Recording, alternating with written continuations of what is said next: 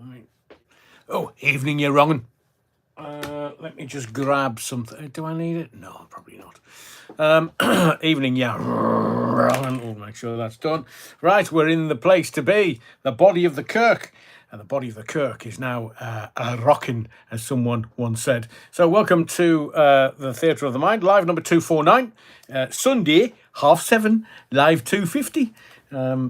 We will, I think, tonight discuss what we're going to do on Sunday, because we tend to do for specials, whether it's bank holiday Mondays or weekends, or we tend to do some quizzes. A lot of people like them. Some people don't. They don't.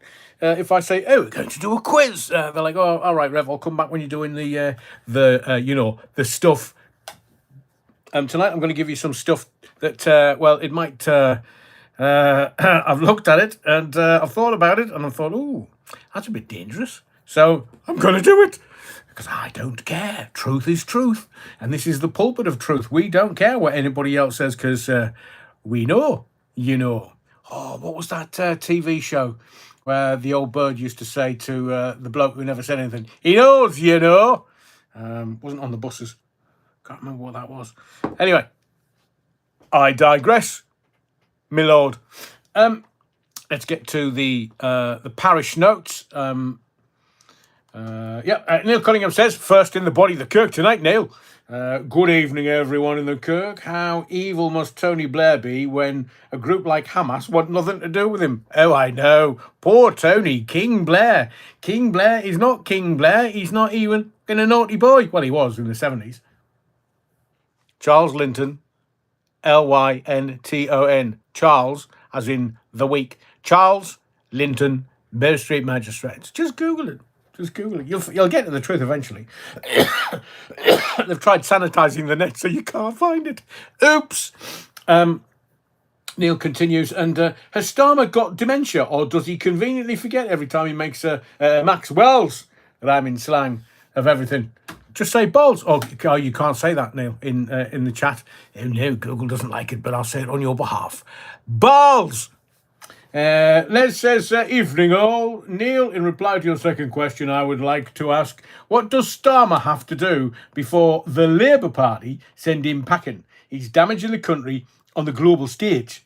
Well, I think, Les, not to answer on Neil's behalf, of course, but it's what the Fabian Society want, the Fabian Society get. And he's just like, oh, I'm a world stage statesman. Yeah, you and David Beckham, mate. Both weft puppets, if you ask me. So I would just say that they used Starmer to get into power. That's the Labour liars and the corrupt Labour Party, because we've got numerous evidence that they're corrupt. Big time.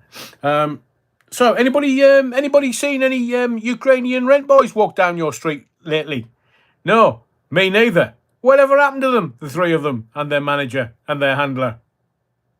So, not related, obviously, in any way, shape or form. So, Les also continues, nope, still not buying Erica Kirk's grief. It looks fake. I'm with you, Les. I saw the, with Donald Trump. I mean, I haven't smelt his aftershave, but I'm sure it's strong enough to make anybody cry. But Erica, like superstar Erica, as well. So, is Charlie in Valhalla in New Zealand, and she's just taken over. And I can't, for the life of me, work out.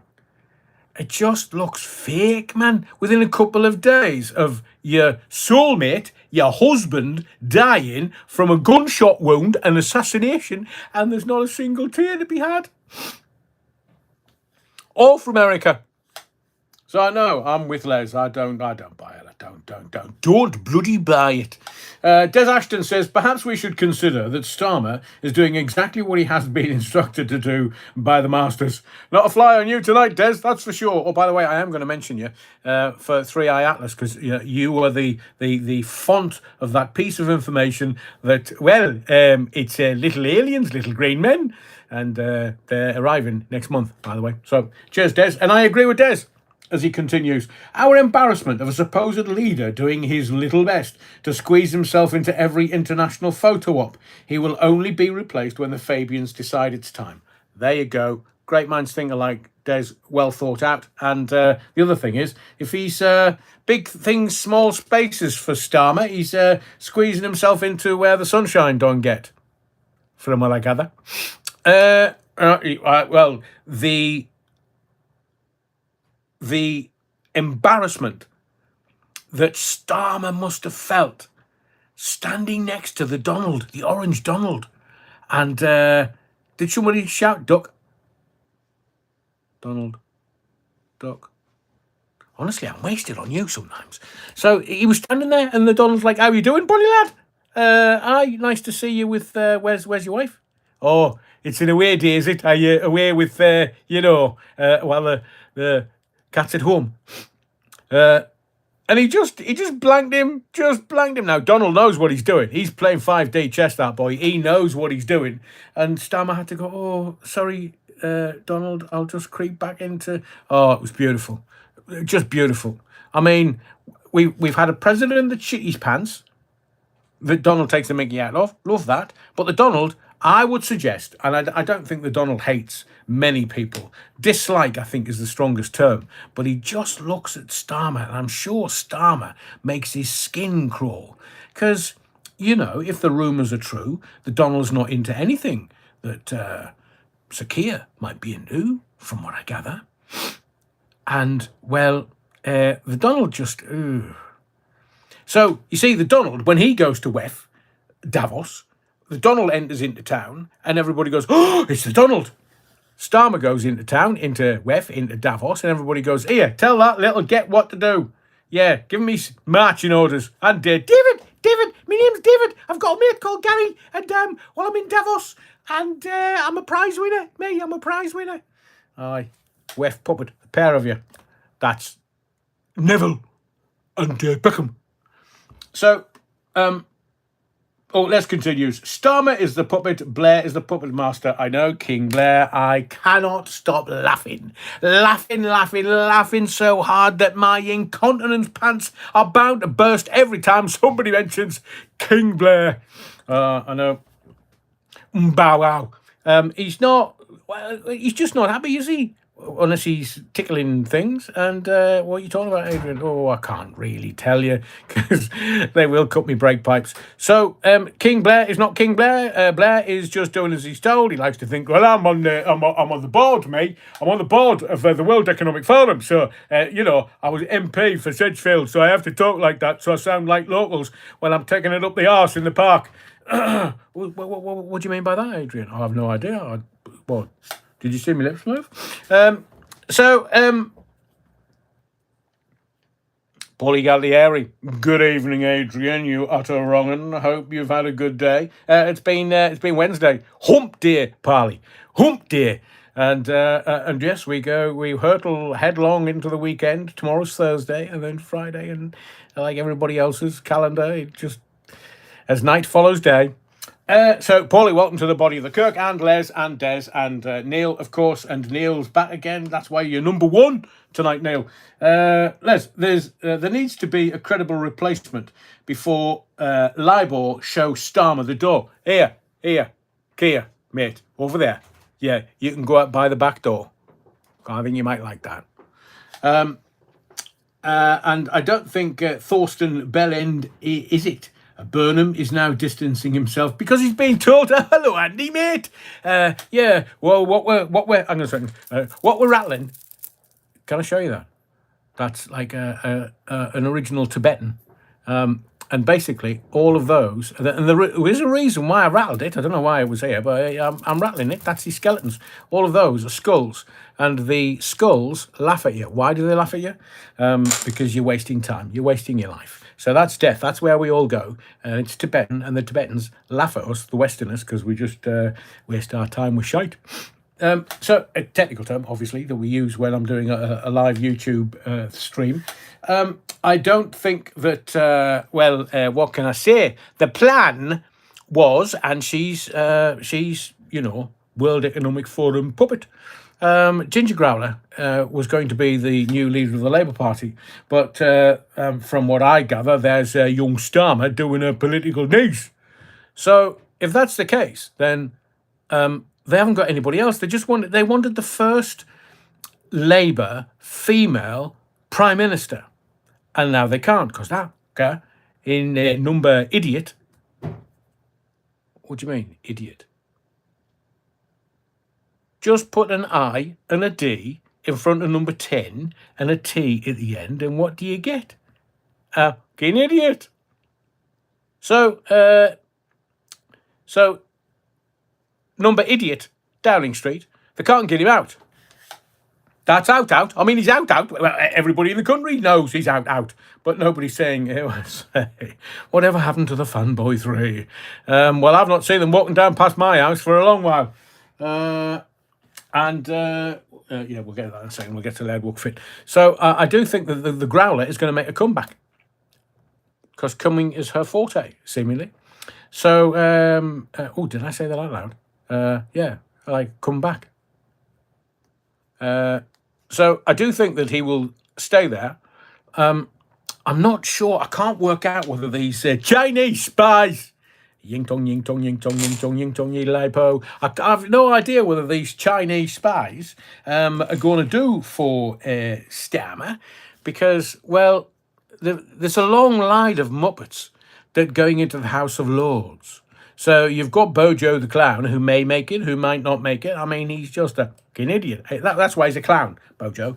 But there's still others like Sunak and, Theresa May or may not. Or Liz Truss will definitely end up trussed up. Is she the Tory party Truss? Who I say? Jockey shorts, anyone? So they're going to have to wait. All of them are going to have to wait because, well, David was first in the queue because he had to go and make start off his pig farm. Because, well, stick it in his mouth, David. Short who's boss. And, he's now Lord Cameron. Yeah, I don't like that beer either. So, I do think that young Starmer is going to Foxtrot Oscar very soon. But if you think about it, Labour haven't got anybody to put in before Christmas, even if the Chinese spy ring. Notice how you can always connect young Starmer with the word ring. And if you chop a little bit off, it would be ring peace. That's Paeace. And he's, Starmer, and he's a Chinese ring piece. Because it's part of the Chinese spy ring that they found, seemingly. So Starmer and his Chinese spy ring piece, it's not going to do for him. But he's not looking very happy today. A bit like, Rachel and her black box from accounts. She's like, oh, boo-hoo. Oh. Will somebody turn my bloody love eggs off? Hey, Jesus, man, I'm in the Houses of Parliament. What do you mean, Adrian? The Chinese spy ring piece is not going to do for him because, well, they haven't got anybody else. But now, I mean, can you imagine? Ginger Growler must be apoplectic. She was going to be the Labour Prime Minister. History beckoned, and then the ring piece did the Growler. I mean, it's not even anatomical, really. Anyway, is it past yet? Oh, right. Thank you, Neil and everybody. And Terry Wookfit says, Starmer will be kept in power until he is no longer of use. When they have a decent replacement who the Labour Executive Council think will be popular and, more importantly, have total control, as they did with Never Here. I completely agree, young Laird Wookfit, and it depends on who the Fabians have decided is going to be the next Prime Minister. It was going to be Ginger Growler, because they wanted a female Prime Minister, Labour Prime Minister, wanted her to be Queen. Mind you, they've already got one as Prime Minister. I'll wait for you. You can work it out. I also wanted to say, Les says to Neil, politics in the UK is so tainted and corrupted, they all need clearing out. Yeah, sack the feckin' lot of them, all of them, at the next general election. Hello, Sakea, mate. You might only have months left in the job. Oh, is that why he wasn't very happy today? Or somebody taking him to one side near the back door and said, "Kia, mate, you're sacked." Oh, you can't sack me. I'm sackless. That's not what we've heard from Ukrainian Red Boys. So Les says, only a fresh, thoroughly vetted intake can turn things around. They're not going to do it. That's what digital ID was for. Oh, you thought it was to keep the illegals out. By the way, we're going to talk digital ID tonight, and we're going to talk about illegals, and we're going to talk about aliens. AI? Is it scaring you yet? See what I did there? Cheers, Dean. Thank you to everyone who's in the body of the chat. Stuart, evening, young sir. Evening, Rev. I hope you're well. Looking forward to some ranty rollicks tonight. Oh, well, I'm not sure. To be sure, See what I did there, Stuart. I'm not sure what how it will play out tonight. I might end up ranting me bollocks off. I might just think, no, let's go cold as ice. Cold blade. Horse cuts more accurately. So, is the AI scaring you yet? Well, it will be. I'm going to talk about drinks. Going to talk about alcohol. Not that we are, adult enough not to realise. Hang on a second. Wookfit says growler wouldn't be, because I'm not sure whether you know. That's how Laird Wookfit talks. Growler wouldn't have been PM even if Starmer stepped down. It goes back to Labour to elect a replacement. Same as happened with the Tories after May, Boris, Truss and Sunak. Well, yeah, but it'd be rigged. It'd be a rigged election, Laird Wookfit. It'd be rigged. Politics? Rigged? Rev, what are you talking about? Well, Sister Mary's back in the body of the Kirk, as are I have to say, the 3 Austrian nuns are still around, like a bloody bad smell. So they're still in the body of the Kirk. The Archbishop is looking very sheepish. I'll let you make the gags up. It's looking very sheepish. So Sister Mary's big dog dick, it's just a term phrase. I mean, it's not big, it's not a dick. Well, it is sometimes when it cocks its leg, but Sister Mary's big dog dick is back in the body of the Kirk, and the vergers and the choir boys are being riotous this evening. So I may have to go and give their faces a slap so that they look like a smacked ass. We're going to talk about immigration, the why. Well, you know that bloke called Stephen Yaxley Lennon? That's what he's called. Tommy Robinson is just an epithet, I think. He hasn't changed his name by deed poll. But he's been in court last couple of days. You know that he was pulled over by the Rozzers, the thin blue line. And what was Tommy driving? A Bentley. So I'm going to ask you a question. Because it just trips off the tongue. A fucking Bentley. How much money is he making? And from where? Oh, that'll be the Israeli backers then. So watch out. Charlie Kirk, the ghost of Charlie. Stuart says those nuns are very scary. I agree with you. That's why I keep a very, very close eye on them. They're Austrian. Sound like Arnie Schwarzenegger and Hitler, because they're Austrian. So Tommy was driving a Bentley. How does that work then? Bentley's 100 grand's worth. So who's buying that for him? Wasn't me. The Bentley is in someone else's name. That's why he was pulled. Well, of course it would be. I mean, I'm not suggesting anything. I'm not suggesting there's anything nefarious. But look, I'd after,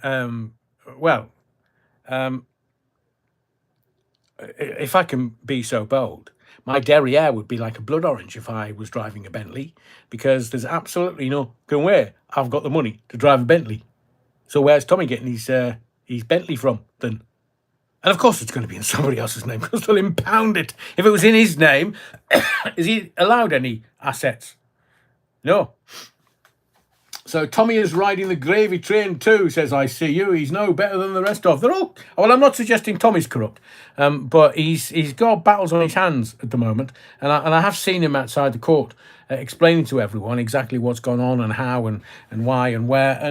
And good on him. Good on him. Because what's happening to him is not... I would suggest it's not British. It's not cricket. Because we know that the courts are corrupt. We know that the judges are, well, would fall in line with whatever the political thinking is. Because, look, everywhere, everywhere, everywhere is corrupt. Everything, everywhere, everybody is corrupt. Apart from the people in the body of the Kirk this evening. I mean, you're not going to come into a holy place corrupted, are you? Right, have you got a few of those brown notes? Stick them in the the thing at the back of the thing where the choir boys will be like, oh, there's a brown one gone in there. Do we like a brown one, Rev? From what I've heard, you and Keir Starmer.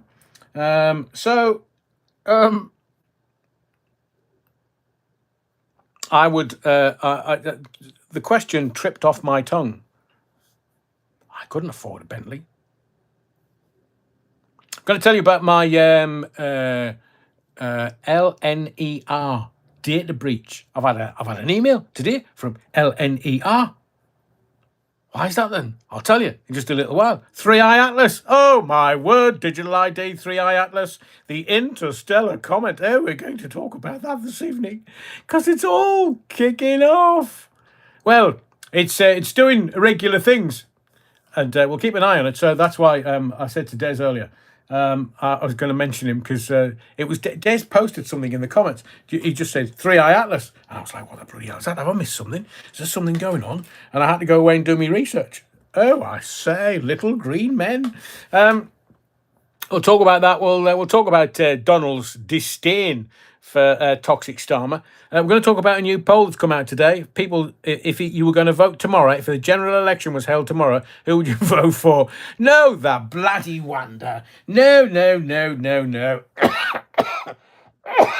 I reckon Sir Keir Starmer's been told today, you're sacked, Bonnie lad. We've had enough, and we're not going to win anything with you in charge. We'll get Ginger Growler, and we'll get her to sit there and cross her legs without her knickers on. All fur coat, no knickers. So we'll talk about the reform poll. The Tory party are going to get 7 seats, seemingly, according to the poll that was held recently. If a general election was being held tomorrow, the Tories, I've told you before, the Tories are finished, done, over with. We're not even, they're trying to explain it away. They're trying to explain it away. The politics is moving to the right. No, the politics is not moving to the right in this country. It's called pissed off politics. Pop. Why is it called pissed off politics? Because the whole swathe across the whole of these sceptred isles, the great British Isles, and what are they? Well, they are pissed off with politics and the parasitical classes and the political classes and the political parties. So, look, the Tory party, gone, finished, over with. Kemi not good enough, been calling her that for nearly 2 years. Off you go, Bonnie lass.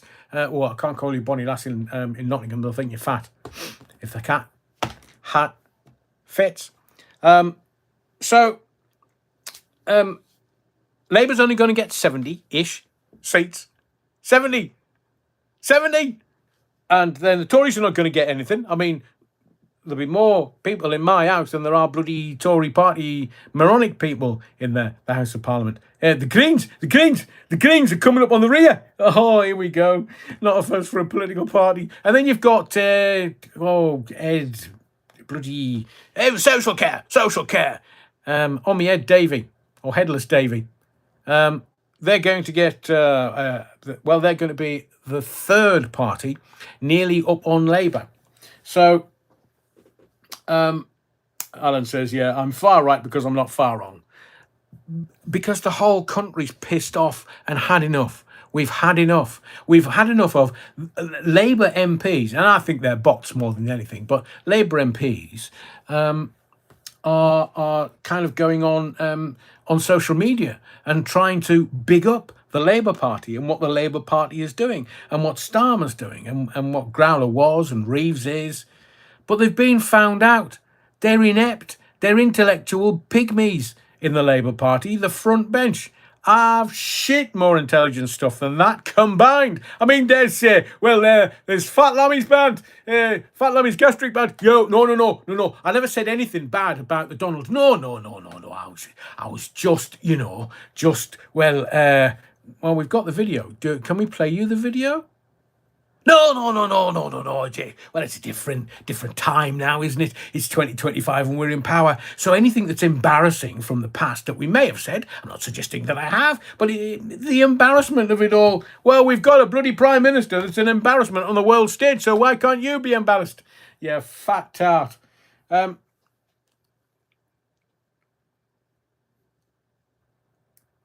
The Green Party, the watermelon, says Stephen Hall. That's actually quite funny.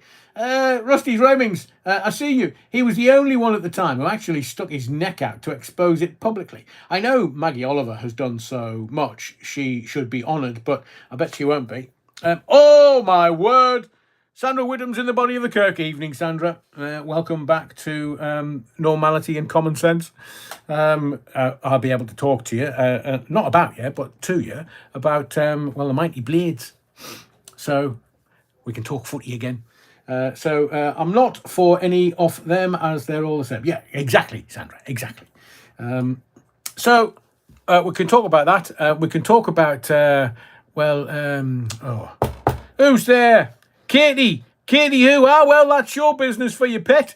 How am I going to get me profile up, Adrian? Rev, help me out, man. Help me out. I was married to Russell Brand, man. Until he took that picture of me without any makeup on, and then we were bloody divorced. Too sharp. Yeah, I'm not, it's not attractive without makeup. Look, I can just say it's an opinion. That's all. So we'll talk about, who's there? Katie who? Oh, well, that's your business. We'll talk about her. Katie who? We've already done that gag, but Katie who? Katie Price? Really? Is she still going? Yeah, her and her Kerry Katona tour. Oh, my word, marketing genius. We'll talk about her and whatever's going on. Can I, just before we get into, like, proper stuff, I was waiting to do something at 8 o'clock till we get people with their feet under the table. But is it me or is it the gin? But September. Normally we'd have an Indian summer in September before we get into October. But September was like somebody had got one of those really dull, boring tins of grey paint and painted the ceiling. And now we're into October, the 14th of October. And we've got exactly the same for October. September, it wasn't sunny, it was just grey. And now we're in October, and I look at the ceiling, as in the sky, when I'm out and about. I just look up at the sky. And like this morning, I looked up at the sky and I heard a helicopter. And I thought, oh, there's a helicopter up there somewhere. I can't see a bloody thing. It's as if a government had been seeding the clouds. So it was just this, I mean, I'm sure it's lovely and blue and sunny above this grey shite that we're being subject to. Sun dimming, it's a thing. I know, I see you. I know, that's why I'm explaining it, because I think they've dimmed something, including Starmer and his personality. So they've dimmed it in September. They've definitely dimmed it for the whole of bloody October. Well, at least we get a bonfire in November, and we'll scare the bejesus out of everybody on the 30th.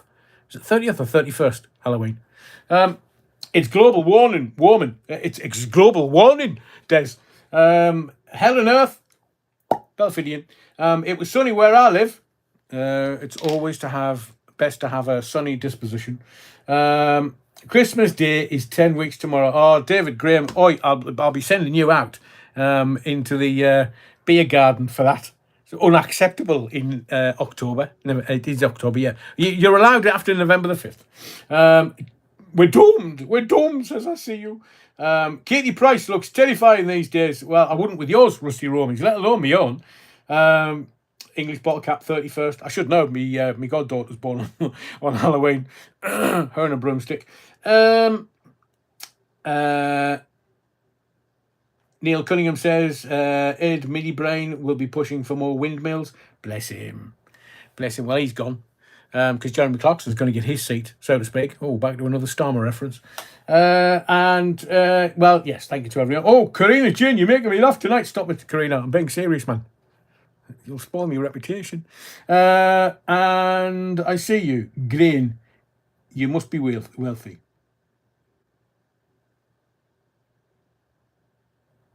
Anyway, I'm going to give you something, said the bishop to the actress, that may make you smile.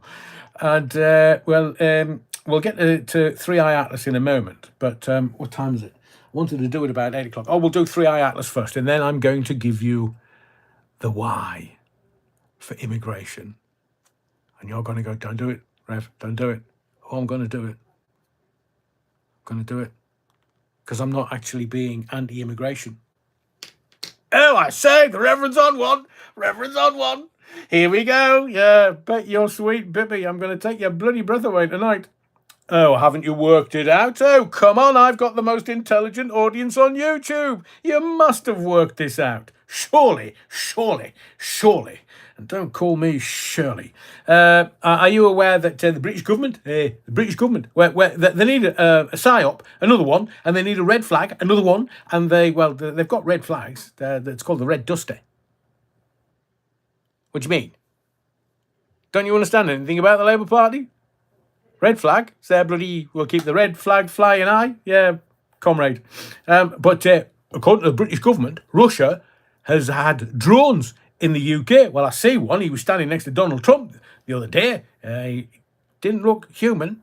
So they're saying, oh, well, we'll have British troops fighting on the streets of Birmingham. Well, they can shite up off the streets first because the local council's not doing it. And the Chinese spies. So seemingly they're kind of, oh, I say, Russia, they're going to bomb the feck out of we Brits. No, they're not. They've got better things to do. Have you seen Russian women? So that Three Eye Atlas is just a distraction. Oh, Alan, stop me fun, man. Don't leave me alone, man. I'm just going to have a bit of fun with it. Oi, oi, oi, oi, oi. And well, immigration. Oh, I say, Adrian, you can't say that. No, they'll be cutting your bloody brake pipes. You're not eating swan by any chance, are you? I say, double bagger tonight. Do you know what? Can you say that? Double bagger. I need it. Sustenance. Get on with it, you tart. Right, okay. I can hear the descent in the body of the Kirk. So we'll talk about Three Eye Atlas first. Hang on a second. English. Now that song is stuck in my head. Where is he? English bottle cap. What you been doing? Have you been noising them up? Stuart says, Theatre of the Mind. Oi, Rev, what does your T-shirt say? I can see the YouTube logo. Oh, it'll be the wrong way round. Hang on. It's the wrong way round for me as well. Subscribe to my channel, Adrian Allen's Theatre of the Mind. If only I was sitting on a cushion. Or sitting on something that would elevate me by 6 inches. Where's Keith Starmer when you need him? So should we talk about the little green men? Should we talk about Three Eye Atlas, and then we'll talk about immigration because I want to allow everybody into the body of the Kirk. So Three Eye Atlas, there's only ever been, this is the third one, there's only ever been 2 others like this. And as I said at the beginning of the body of the Kirk, save us. Pigeon is the choice at the moment. Well, there's plenty of those. Flying rats. I lived in Sunderland and used to get the bus in the centre of Sunderland, and those pigeons shit everywhere. I mean, there's nothing worse than finishing a day's work, standing in a bus queue, and then one of those pigeons go, oh, target practice, and then it kind of hits you, and the person standing next to you going, I'm so glad it got you. Thanks very much. So pigeons, oh yeah, easy to catch. They're as thick as pigeons. Flying rats. Eric Connolly. Adrian, your shows are so good. Why don't you do a phone-in?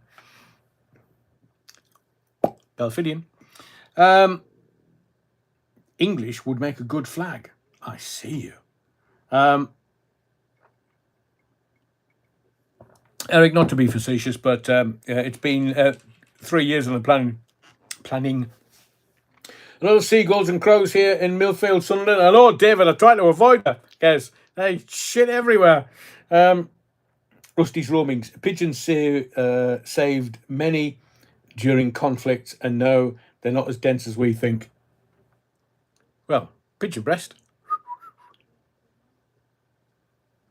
Paulie Alieri, rather the pigeons than the boat wankers. Technical term, Paulie. And I see you. Les, I know, I was being clever. I know, I see you. So, 3i, let's just concentrate here, body of the Kirk. Concentrate, because this is important. We've got, aliens coming. Now, those that have been in the body of the Kirk for quite a while will know that we've been talking about 3i Atlas until, ever since Des went, oh my God, it's little green men. And alerted us to the aliens. But let me ask you a question. Is AI scaring you yet? Oh, right, okay. So, 3i Atlas, most people are not, they're not aware. It's kind of just coming on the radar now because it's a few weeks ahead, which tells me that there's a lot of people that are not very bright in this world. Top of 69, 1.5 million boat rowers on universal credit, but they'll come after us crippled up. Feckers. Bit like Scousers. Alexa scares me when she randomly goes off if I'm talking on the phone or watching TV. Watch this, Stuart. Alexa! Oi, gobby shite. Alexa. What, you in the huff with me now? Oh, that's not... Maybe I should call you Alex. Alex. So you're going to do this all night? Brilliant result. Rusty's roaming says we have 2 rescue pigeons. They're coming round to your house tomorrow, Adrian, to shit on your roof. Brilliant. I've put some pigeon food on the roof. I'm in need of some good meat. Hello, Sakir. What? You heard there was good meat in this house? Yeah, bet you're sweet, Bibby, you're wrong. Stuart, Rev, you're wrong. Mine is responding to you. Oh, hello, Alexa, in Stuart's house. Alexa, it's the Reverend Alan here. If you could be so kind and look after young Stuart and let him know that we need the Jaeger bombs for winter, because obviously it's coming in a little colder. So if you you and your AI pals can just magic up some Jaeger bombs, that would be spiffing. Thank you, Alexa. I've got one on me tonight. So illegal aliens. Because you do realise that they're coming from the middle of nowhere. That's like, universe. You know how big the universe is, don't you? I mean, you've seen universal credit. How big is that?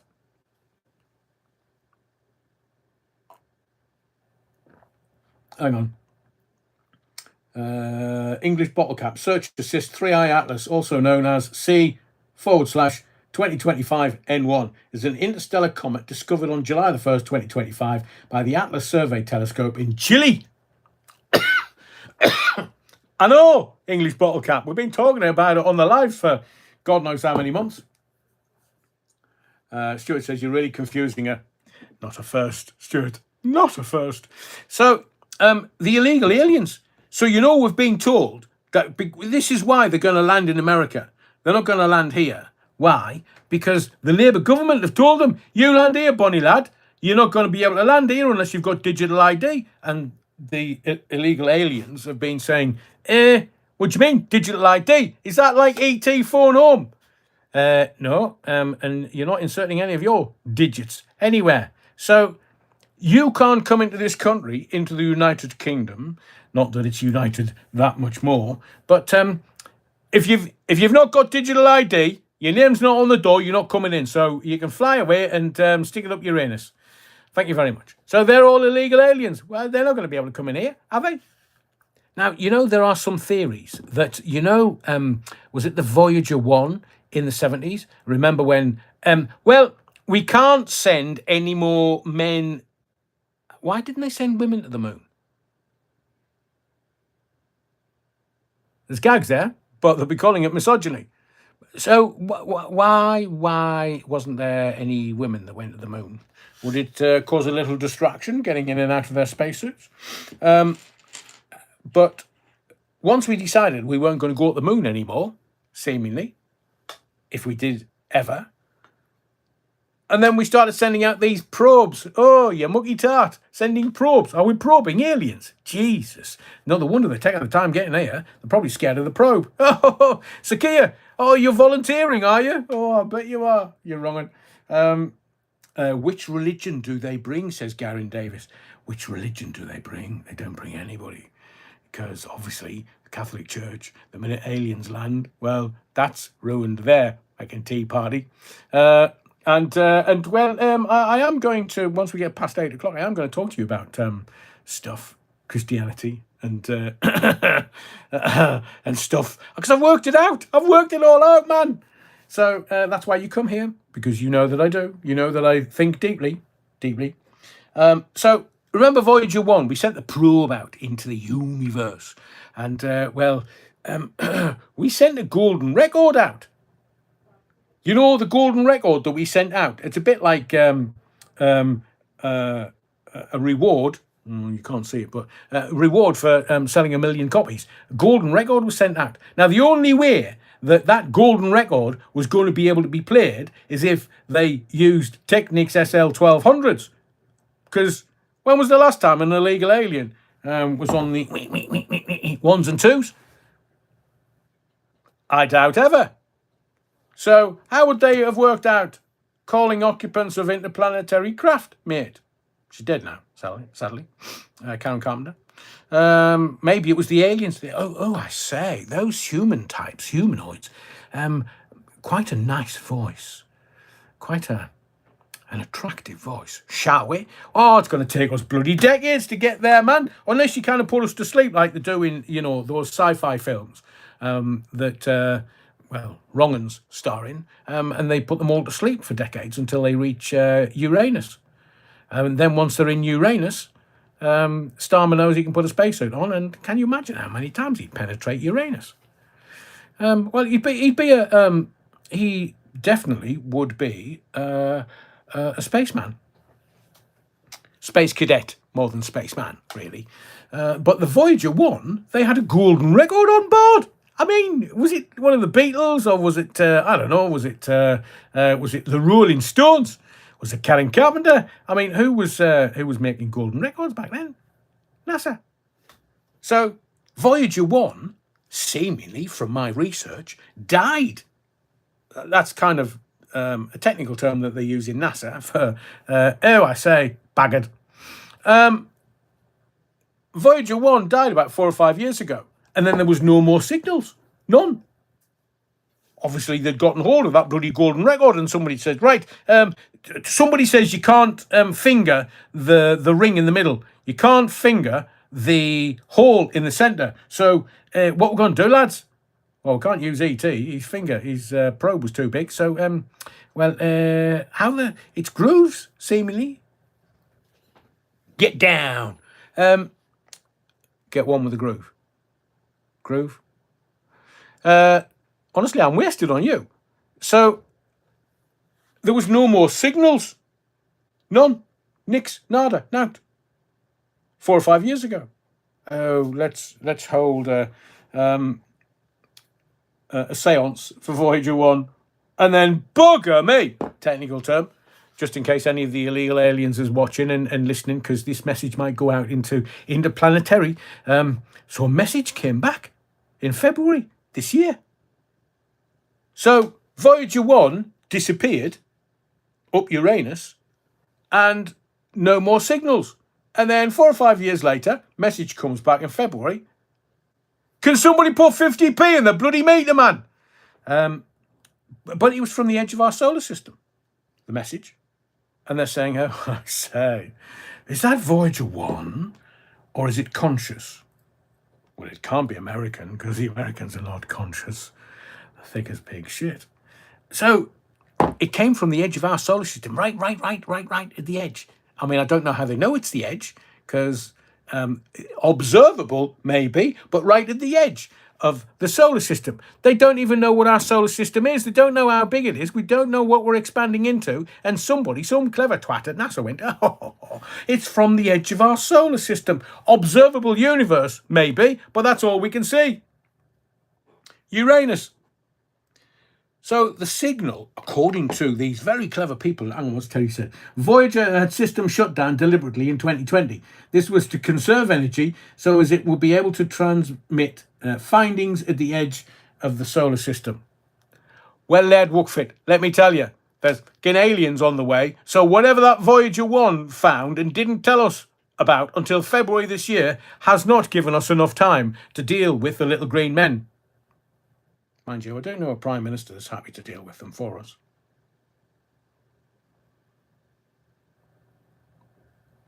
But seemingly, this signal appeared to have consciousness behind it. So it couldn't have been an American probe. It was received by the NASA Willow quantum computer. Say that to you again, because it's a bit of a mouthful. No, that's not a Starmer gag. Stoma, maybe. But it was that signal. Jodie Foster did that film about the big Jodrell Bank thingy that got this signal from aliens.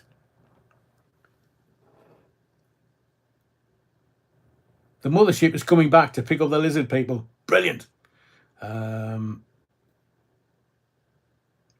English bottle cap says it was a glitch. Oh, it might have been. It's American. It's Duff.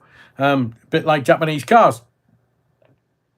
So the signal was received by NASA's Willow quantum computer. Oh, I say. What, oh? They have a quantum computer. No, in brains, of course. So seemingly the signal that was coming from outer stellar and from the edge of the universe, the solar system, the observable universe, started rewriting the computers themselves. It's like an episode of Doctor Who. Oh, I say. Boeing 737 MAX collides with 2 other jets. Not in this country, I hope. Stephen Hall says it could be the Cybermen. We're not going to defeat the Cybermen. I mean, we can kind of defeat the Daleks until they started levitating and going upstairs. Because we could have just lived upstairs. We could have lived in Tower 1 and 2 of the World Trade Center. They would never get us up there. We'll just fly airplanes into it. So the signal started rewriting computers themselves, and it made the computers create an image. I'm not winding you up. This is genuine. It made the computers create an image. And it was an image of a vague humanoid thing type image. And seemingly it is an episode of Doctor Who. Maybe they should use this to get the audience back. When each NASA employee viewed the image, each employee saw something different. Seemingly, each human viewer, that's NASA employee, if you need me to give you the detail, received a second layer of consciousness. It is the bloody Daleks. It's just like an ayahuasca trip. Not that you would know, of course. Can't do that. It's illegal in this country. Not in Peru, it's not. So, not quite sure what's going on. But NASA are saying, oh my God, we've had a signal. Oh my God, it's rewriting the computers. Oh my God, it's just rewriting the employees' brains and their eyes, and they're seeing different things. And it went shite, man. Hang on, there says Star Trek the movie, 1979, Vega, Voyager 1, wants to eradicate the carbon units infesting the creator's home planet. They're just after our gold, man. I mean, the Chinese have got it, most of it, but they're after our gold. They've got none in America. They've got none in Fort Knox. That's why they had to borrow ours, just to kind of for the photo ops. Have you noticed how that story's gone quiet? Quite. So I'm just letting you know that we've had photographs of little green men with big heads standing on the top. That's Rick James song, sorry. And they're kind of like, lads, look at that, the big blue pearl. It's called Earth. We're going there. We're going to scare the absolute bejesus out of them. Honestly, we just got to turn them and go, ow. And you'll see all these little people, all these little pink people running about going, oh my God, please, the green, and they can't speak, they've got no mouth. Oh, how do they smell? Terrible. So Stephen Hall says, I remember the Cybermen when they first appeared in Doctor Who when I was a young child. I was a Dalek generation. Definitely a Dalek generation. They were proper scary shit, man. If your parents hated you, they'd let you watch Doctor Who with when the Daleks were in the episode. Because they, oh no, I can't watch. Well, you said you wanted to watch Doctor Who. I know. But I wanted to watch Doctor Who, but I don't want to watch the Daleks. Right, well, you're not watching any more Doctor Who. Oh, do I have to? Honestly. No wonder I've turned out like this. So, BD cool, Rick James. Yeah, he was a very, very naughty boy. Oh, he just kidnapped people and got them off the tits on gear, and then had his wicked way along with his partner, female. And honestly, Rick James, if they ever make a real story about Rick James, it not only would it be 18, it'd be 18 plus. But he made some fantastic tunes. Terry Wookford. Otherwise, we would be able to live the Mars. Hang on. We would be able to live the Mars Explorer. Young Wookford, what's going on this evening? Are you laughing so hard that you can't type? Well, you got ET's finger probing. Hartnell's last story was the first Cybermen story. Was it really? Napoleon Bonaparte says, I was also scared, witless, terrified, in fact, of the Daleks. So I want to tell you what's going on in the world. Now, you know that normally I'm about a year, 18 months ahead of everybody else. I have no idea why either, because at this rate, technically, I should be able to win the lottery every weekend. But immigration, in general terms, I'm not bothered about the illegals in this case. But immigration, the why. Is it political? Bloody hell, look like Popeye there. Is it religious? I would suggest it's both. Not only is it political, not only is it religious, it is the final battle. So on the last live on Monday, people were saying, Rev, have you heard about those crates turning up with rifles in them at hotels and places in France and in the United Kingdom, and people running around like headless chickens, well, a bit like Headless Davy. Social care, anyone? Social care? So I'm going to give you the objective. We know the objective is the United Nations, the World Health Organization, Agenda 2030, the World Economic Forum, Davos if you wish. We know that the end result is going to be the one world government. So how are we going to get to that? Migration. Really, Rev? Well, have you not worked out that if there's going to be a one world government, who's going to make up that one world government? Have you not worked that out yet? Stay with me. Grab your popcorn. So if it's political, who's going to head up? Oh, who controls all the governments? The Rothschilds. But what about the religions? I mean, you've got all those pesky Roman Catholics, and you've got all the Muslims, and you've got... Is that what you're talking about, Rev? Is that the final battle? Christians versus Muslims. Is that what you're talking about? But then, if you're saying that the Rothschilds run the world, and it's going to be a religious battle to stand still, so it wipes out, because you do know that there's no such thing as Muslims. You do know there's no such thing as Jews, don't you? Because in Galatians chapter 4 in the New Testament of the book that the pesky Roman Catholics promulgate to mankind, man unkind, man whatever kind, you do realise that in Galatians it says that the Abrahamic religions, Abraham, Ishmael, all of that story was allegory. It was a story. They didn't exist. They never existed.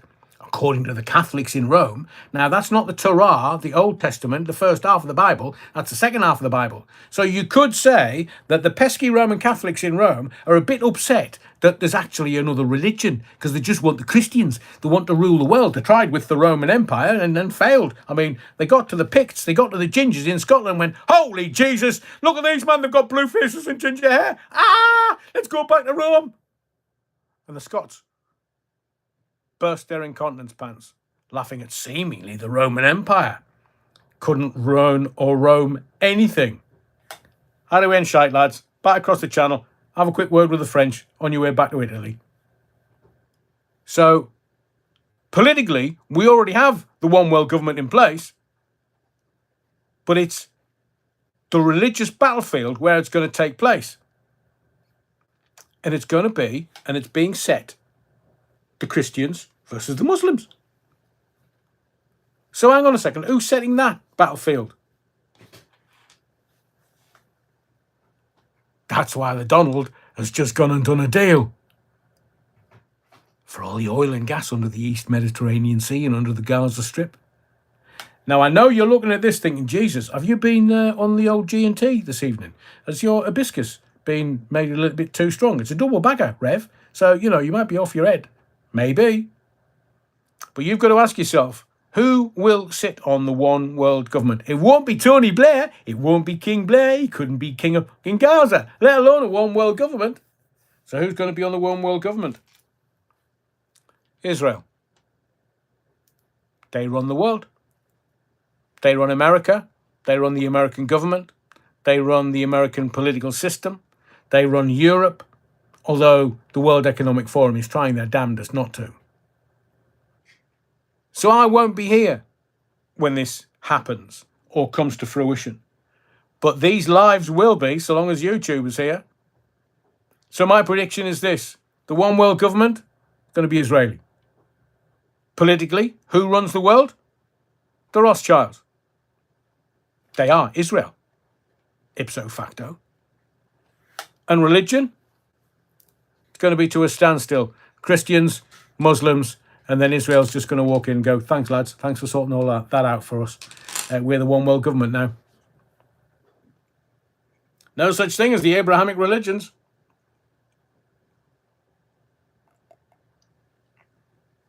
Wow, Stuart, thank you for that. Napoleon Bonaparte, good question. If the Christians fight the Muslims, doesn't that leave China as well? They're atheists. They don't believe in religion. China. And they've got records going back thousands of years, even before the Christ. They do have records that mention the Christ, but their records don't go as far back as the Abrahamic religions, because they're communists. Communists don't have religion. But it's an interesting concept.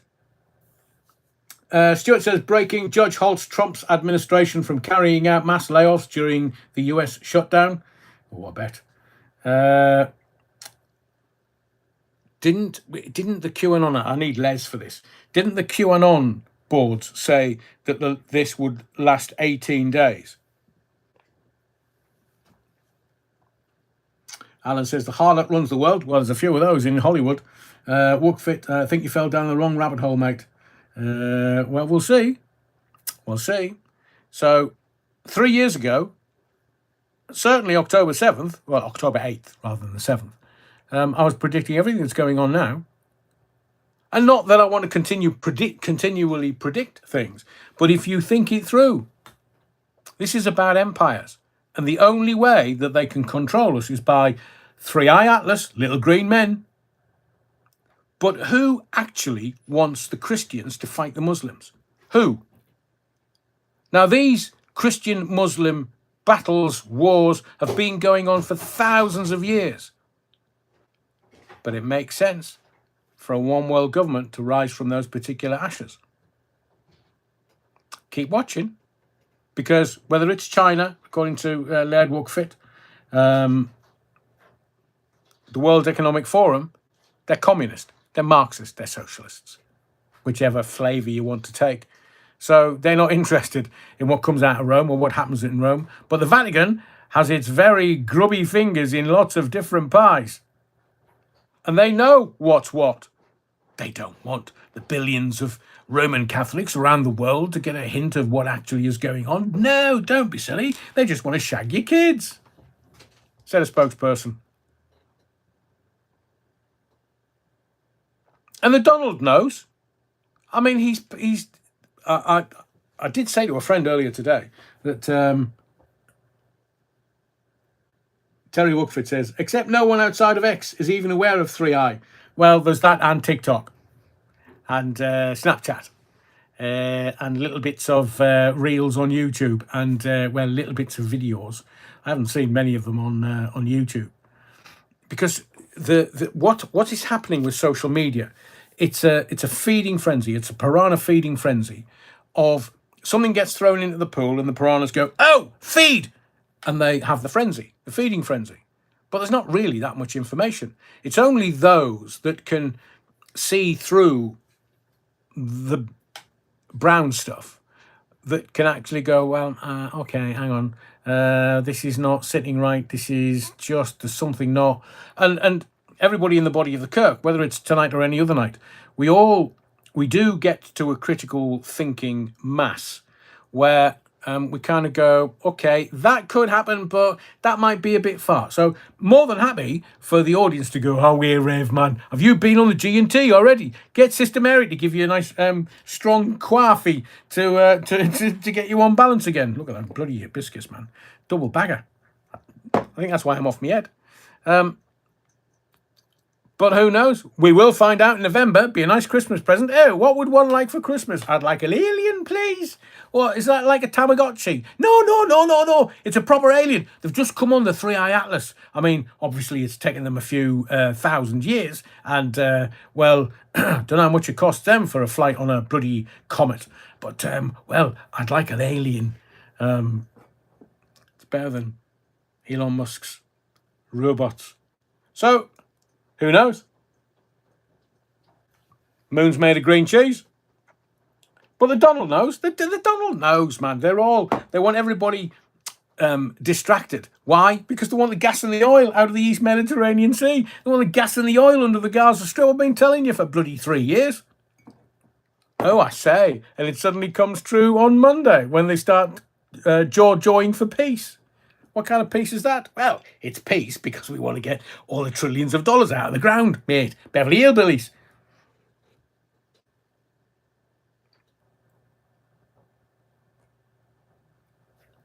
Look, the reason why... hang on a second. Let's... coffee. Oh, I know, BD, cool. I'll have another big one, please. Napoleon Bonaparte, like the story around Charlie Kirk, piranhas. I know. And his missus. I'm with Les. I look at it thinking, well, if you're an actress, you could be a lot better than that. I mean, it's your husband. Your husband's just been shot dead in front of the cameras of the world, and you're not like... Terry Wookford says, don't you think aliens would have picked up the shite we signal around the world already and have slowed or altered course in order to observe us a bit closer? Can you imagine? The captain, Starship Enterprise, James T. Kirk. Right, lads, Spock, mate, come here. Right, we're going back to Earth. They think that we were just a 60s TV show. And did you tell them, Spock, that you were real? You know, live long and prosper, whatever. Because that is on gravestones in Prague. I've seen them. So how would the Jewish community in Prague know that Spock was going to appear 20 years later? So James T, fighting all of those aliens, were actually could have been an alien himself, and he was like, right, come on, Spock. Right, lads. Doctor, whatever he was called. Bones! We're going to go back to Earth, but before we get there, slow us down, because I want to have a look at these. I want to have a look at them in their eyes. I want to see the whites of their eyes before we get there, because I'm sick and tired of fighting aliens, man. I'm sick and tired of fighting, well, aliens that have to wear bodysuits to make them look like something else so that we don't scare the people watching the episode. But, yeah. Look, if 3i Atlas can conduct 90-degree turns in mid-space, then they're going to slow down going, lads, I think we've made a mistake. Have you seen that big fat orange one with the wig? Yeah, he seems to be in charge. Do we need to keep an eye on him for a while just to see where he's getting his money from? And what's that little kind of dwarf fella from, I think it's called England. Yeah, this little dwarf, he's called Sir. Really odd first name for a human being. Sir Keir Starmer. You better watch out for it. Don't turn your back on him. Backs to the wall, lads. Just don't turn your back on him. Not quite sure what he's going to use. Seemingly he's got a ginger growler. What's one of those? And he's got somebody from the accounts department running the accounts department. So surely the person from the accounts department would be able to run the accounts department. No, Captain, she's from complaints. What do you mean? She was not in accounts. She's not from accounts.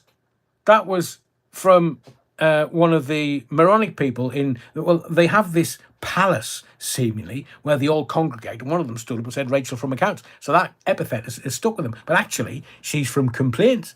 What does she complain about? Well, bugger all. The complaints went to her. She didn't deal with them. She got out of them, became an MP, a moronic person. Right, lads, slow the craft down. We'll take another few weeks. We need to keep an eye on these feckers, because we can't trust them.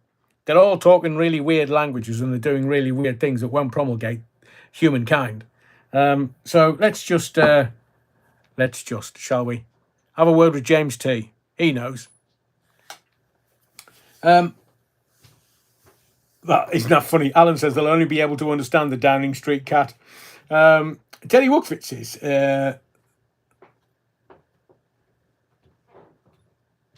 the Birkat Kohanim is two hands with Spock's hand signal on either hand. I know what it is. Live long and prosper. Of course I know what it is, Terry, but thank you for letting everybody else know.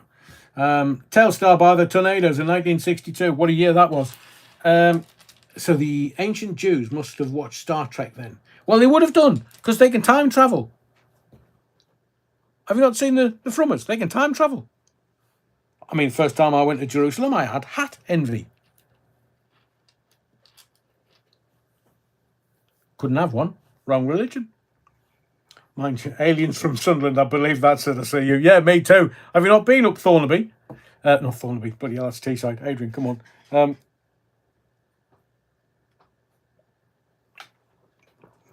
I know there's aliens in Sunderland. You go Sunderland on a Saturday night, everybody's orange. They're not from around there. They're orange, man. Orange people. Aliens.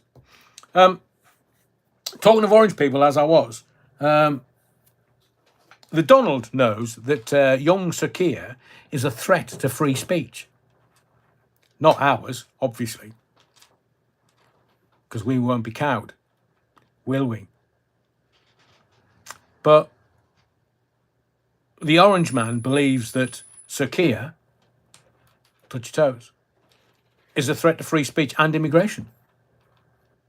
And in his speech, yesterday, he said, well, there's a couple of people I don't like in particular. Well, there's a few I don't like at all. But the Trump administration is very wide awake to what Starmer is doing.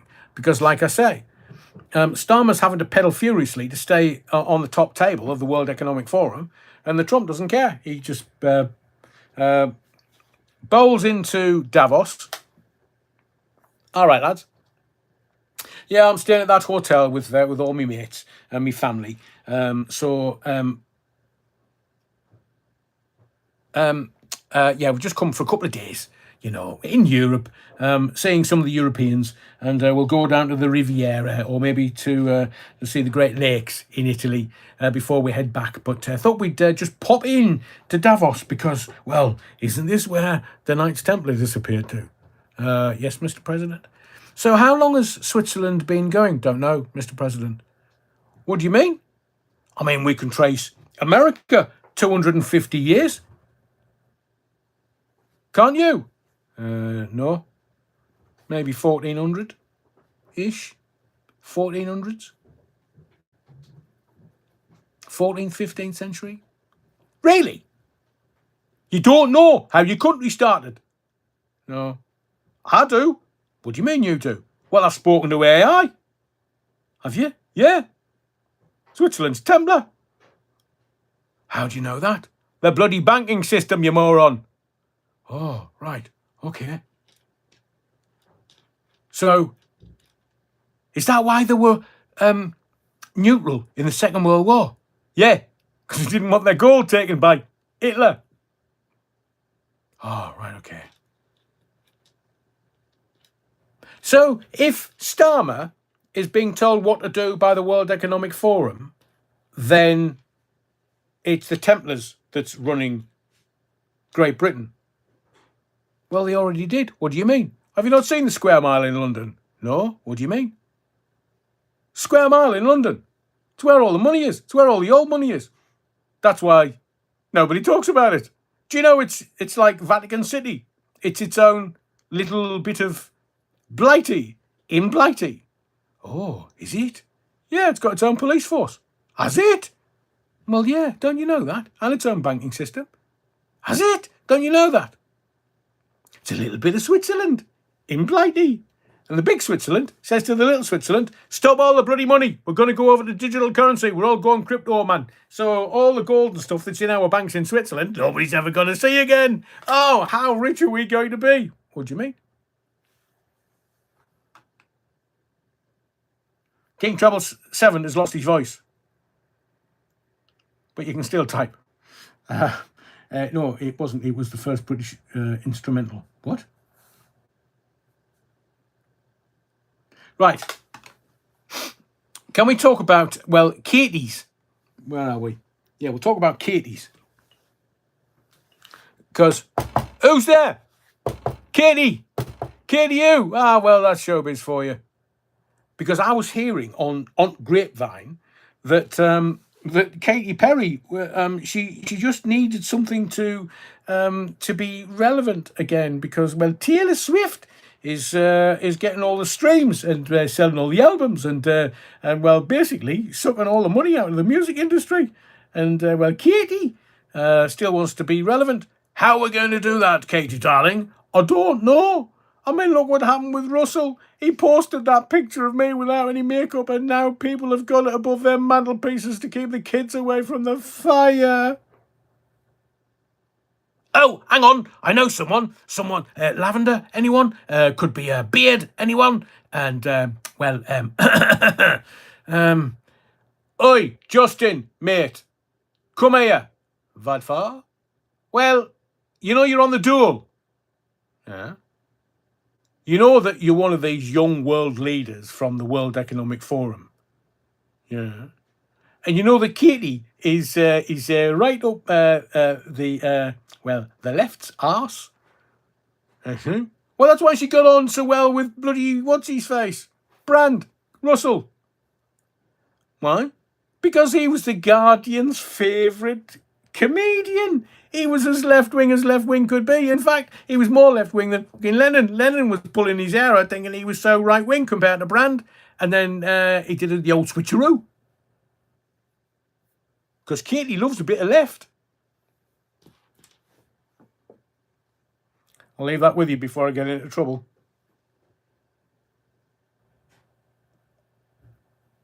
But you see, I'd heard that Katy Perry was struggling with ticket sales for her concerts and selling albums. So what do we need in a soap opera? We need a wedding. We need a relationship. Will they? Won't they? Well, he probably will. And she definitely will. And so it looks like there's going to be, one of those, Katy Perry looks lovely in a wedding dress. Oh, Justin. That's what they call a man with a little penis. Justin. So that's why they've picked a Justin Trudeau. He's on the duel. She'll look after him. But maybe Katie needed someone or something to remain relevant. I reckon it's a beard.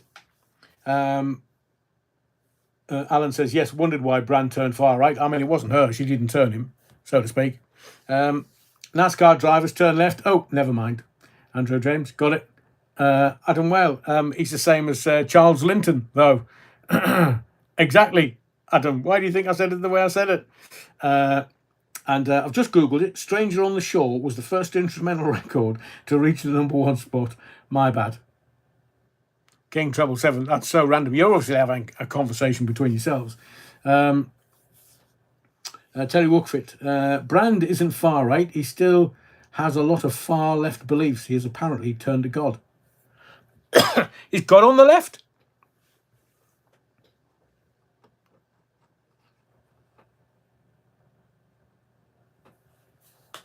Our Father, who art in heaven, hallowed be thy camaraderie. Red duster, red flag. Thy will be done on earth, not in Britain though, because we're a bit fucked up at the minute, God. But if you could just see your way to look after Katy Perry and bring in a beard, bit of a lavender. I wonder how quickly they're going to knock kids out, God. If you could, please, that would help us lots. Because who gives a flying? Oh, talking about Katy. No. Who's there? Katy. Oh, fucking hell. Katy Perry, man. I've just told you no. Oh, no, this is Katy Price. Who? Remember me? Jordan. Jordan? What, like the country? I've been there. Have you? Yeah. Saw it on the Raiders of the Lost Ark. No. I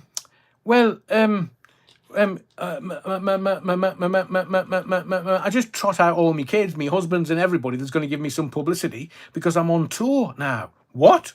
You're on tour? Yeah, and I sing. Badly, in my view.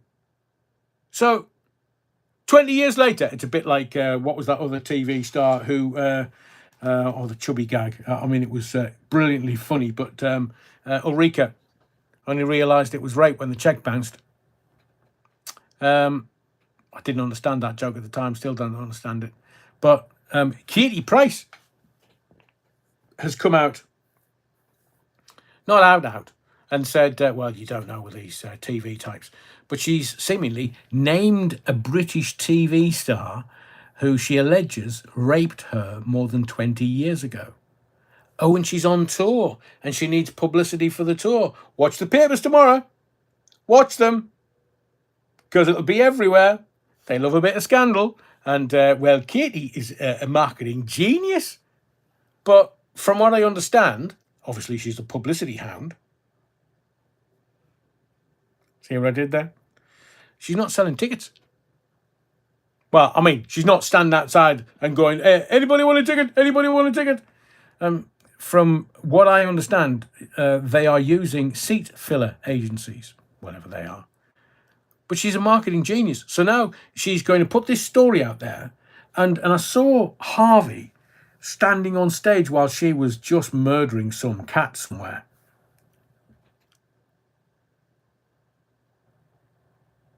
Hang on. Harvey's deaf and blind. So how would he know where he was and what so I know the TV star that she's talking about. I've seen her videos that seemingly don't exist. Really? So I think, in my view, and I'm not an expert by any stretch of the imagination,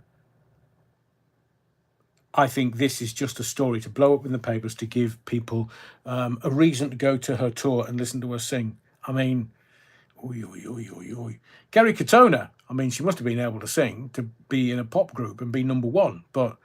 Ooh. So let's get into a few... Oh, yeah, of course. Les Griffiths. Terry, watch the recording of him controlling her during interviews. He flashed an object that said obey and she went quiet. He controlled her. Oh, what's that? Hang on. Well, I need to have a bit of... Theo Bovril, I agree. Just an old slapper. I agree completely. I'm probably, because I'm trying to speed read, I'm probably not going to get... Stephen Hall says, he's a Catholic now, Brand. No, is he buggery? He's just told everybody, well, I've been baptised. What? You've been for a swim in a river with a couple of mates? Oh, I'm baptised. No, you're not. Brand has turned to several gods, according to Napoleon Bonaparte, and I'm with you. He's not. I see you says Brand is a fake everything.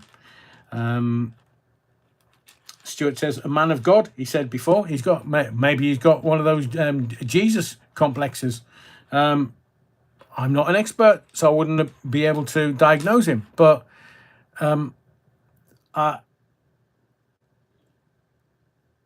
he says he's being baptized. I would say, has he bollocks?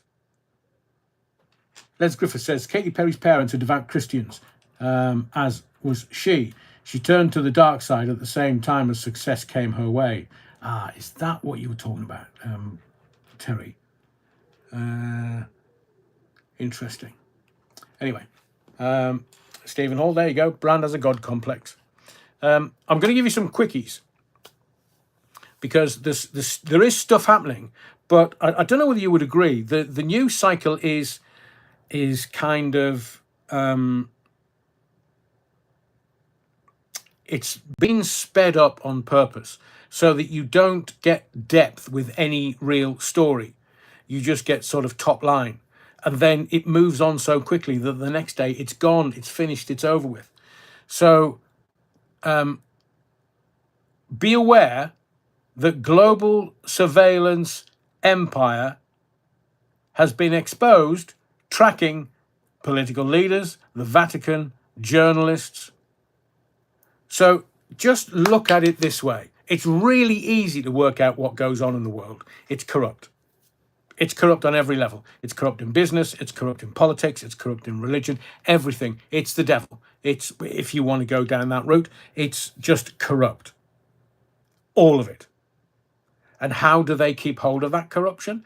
Well, whether it's one world government, whether it's Israel, whether it's other people like Epstein, a CIA, Mossad agent or asset working for the Americans, thereby the Israelis.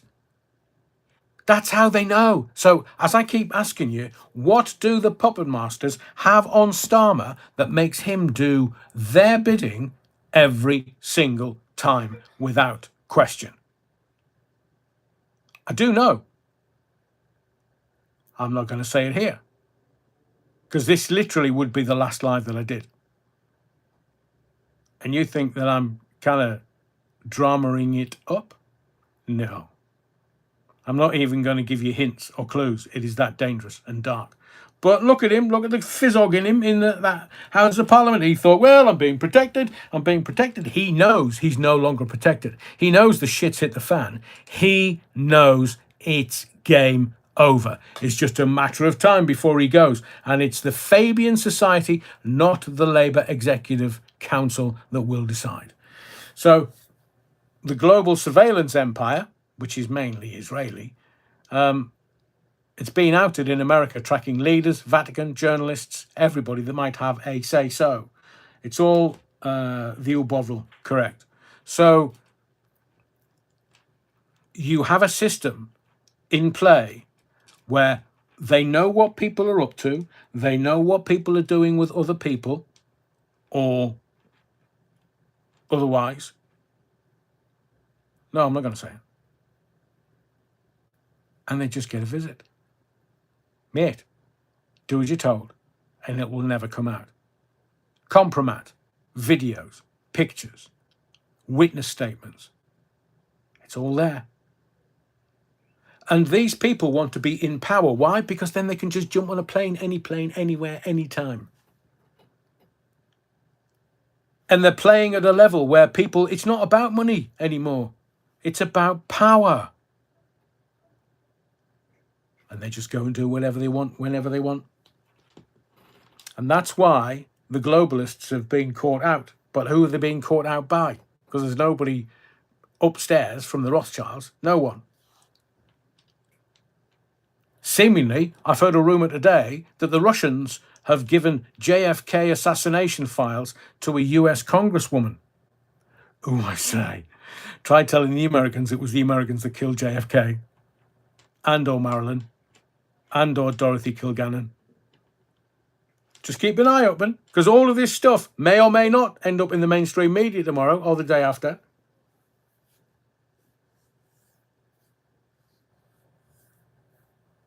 Alan says, how could stupid Starmer outlast Liz Truss? It's just bonkers. Well, you have to remember that although it is about what the compromise they've got on every single politician, as I said to you a lot earlier this evening, why do you think Andy Burnham stood down? What do you mean? Skeletons. What skeletons? Somebody's had a word. Andy, mate. Remember that, well, if you stand up against Starmer, well, that's going to come out. All right, then. I'll just stay mayor of my Manchester. Alan says, Stalin bumped a few of his own off too. It's gone on for thousands of years. Thousands. That's why kings and the, what can I say, the shadow dwellers would have people taste their food before they ate it. Why do you think that's gone on for thousands of years? Oh, Les, what are you saying? Naughty boy. Right. There's the globalist surveillance agenda and empire. It's being exposed. The Russians are going to give JFK assassination files to a US congresswoman. So the US Army is to power bases with Trump-era mini-nuclear reactors. There's money in mini-nuclear reactors. Oh, I wonder why they're doing that then. There's Ukraine. The Ukraine aid from around the world has started to go downwards, despite the North Atlantic Treaty Organization, or NATO to you and I, their new support system. Oh man, Sniffy, we need to launder this money. How are we going to get it into the laundromat that you're supposed to be operating in Ukraine? No. I've told you before what the game is in politics. It's all corrupt. All of the politicians are corrupt. All of them. There isn't an exception. Which is why sometimes it's sexual scandals, sometimes it's financial scandals, but either way, it's still the word scandal. Poland has now turned round to Germany and said, oi, drop the Nord Stream sabotage case. Poland telling Germany what to do, as has been discussed on this live over the last couple of nights. Germany is shagged.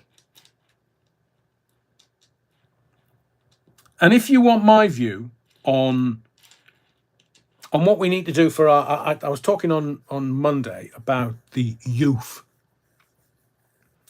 And I just had a bit of time to think over the last couple of days.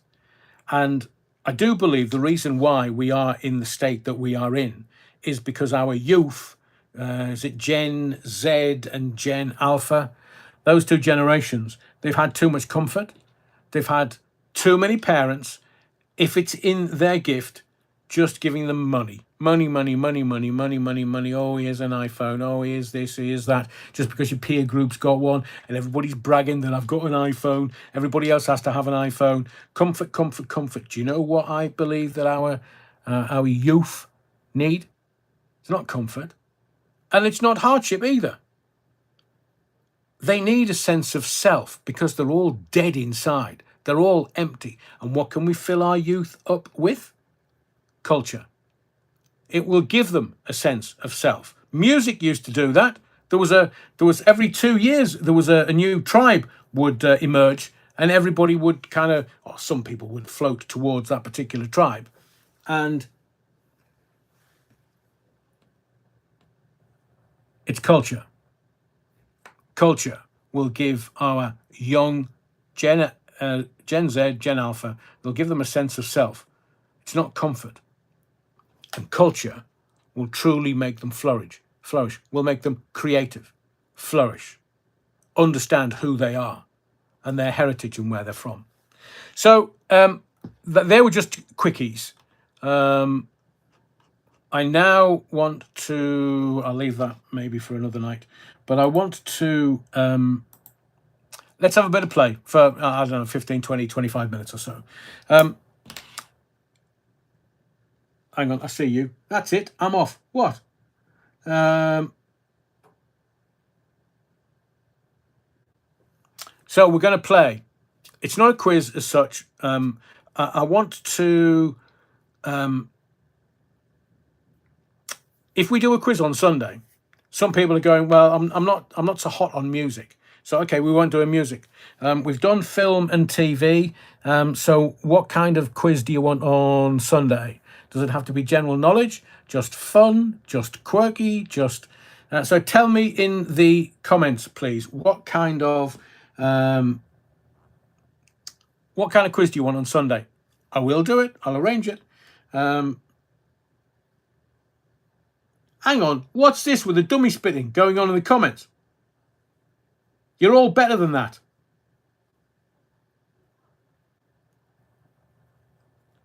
So I see you, Les. Okay, quirky music, none, says Reg D. TV's yours, says Stephen Hall.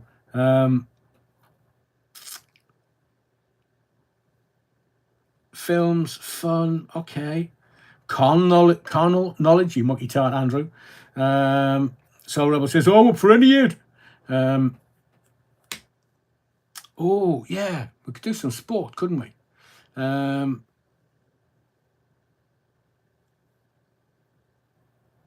General knowledge, quirky, fun quiz. Okay, well, I'll try and navigate all the way through that. But to round tonight's live off, I want to talk about your experience with children's TV shows. Because I know this might be hard to believe, but you've actually been young once-ish. David Graham, sport, including World Cup football. That counts us Mackems out then. X-rated films that White House banned, said Alan. That's funny.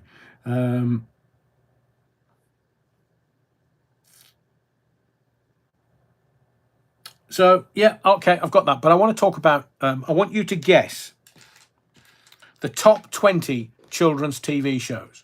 Now, I have a list of the top 20, and I'm going to sort of tick them off. And they're, I've got them listed in a rough order of influence and enduring popularity. Now, it's Brits mostly, not American. So Grange Hill is on that TV list. Tis Was Isn't the O'Bovril, which really did surprise me. Terry Wockfit, Blue Peter, #1. So Blue Peter is an unquestionable icon. It has to be. It's the longest running children's TV show in the world.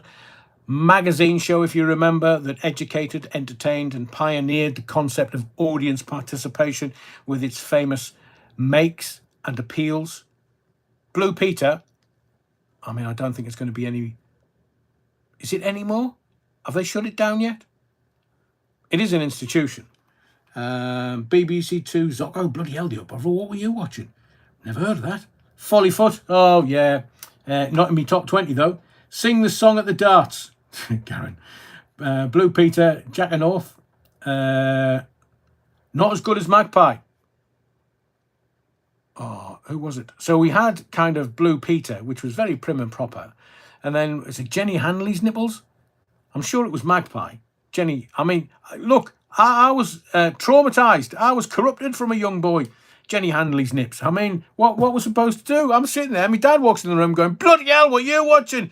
It's Magpie, 1 for solo, 2 for joy, 3 for girl, 4 for a boy, 5 for silver, 6 for gold, 7 for a secret never to be told. Magpie! And my dad was like, fucking space cadet boy. Why is that, Dad? I'll tell you when you grow up. But Doctor Who, not on the list. Rainbow. Oh, hang on. Let me just have a quick check. No, some of them have become euphemisms. Now, some of them I agree with. Some of them I don't agree with. But I will get to Soul Rebel. Yes, Aid. See, it was simple pleasures. You can't get arrested for it. Tom Hardy's Captain Scarlet. Loved it. But you see, people of a certain age would sort of err towards whether it was Captain Scarlet, Stingray, Thunderbirds. Oh, go. I'll mention them in a second. But Stuart says Barney. Stephen Hall, another vote for Tis Was. Matthew Whedon, Take Heart. Was it Take Heart? Hang on a second. Let me have a look. Because I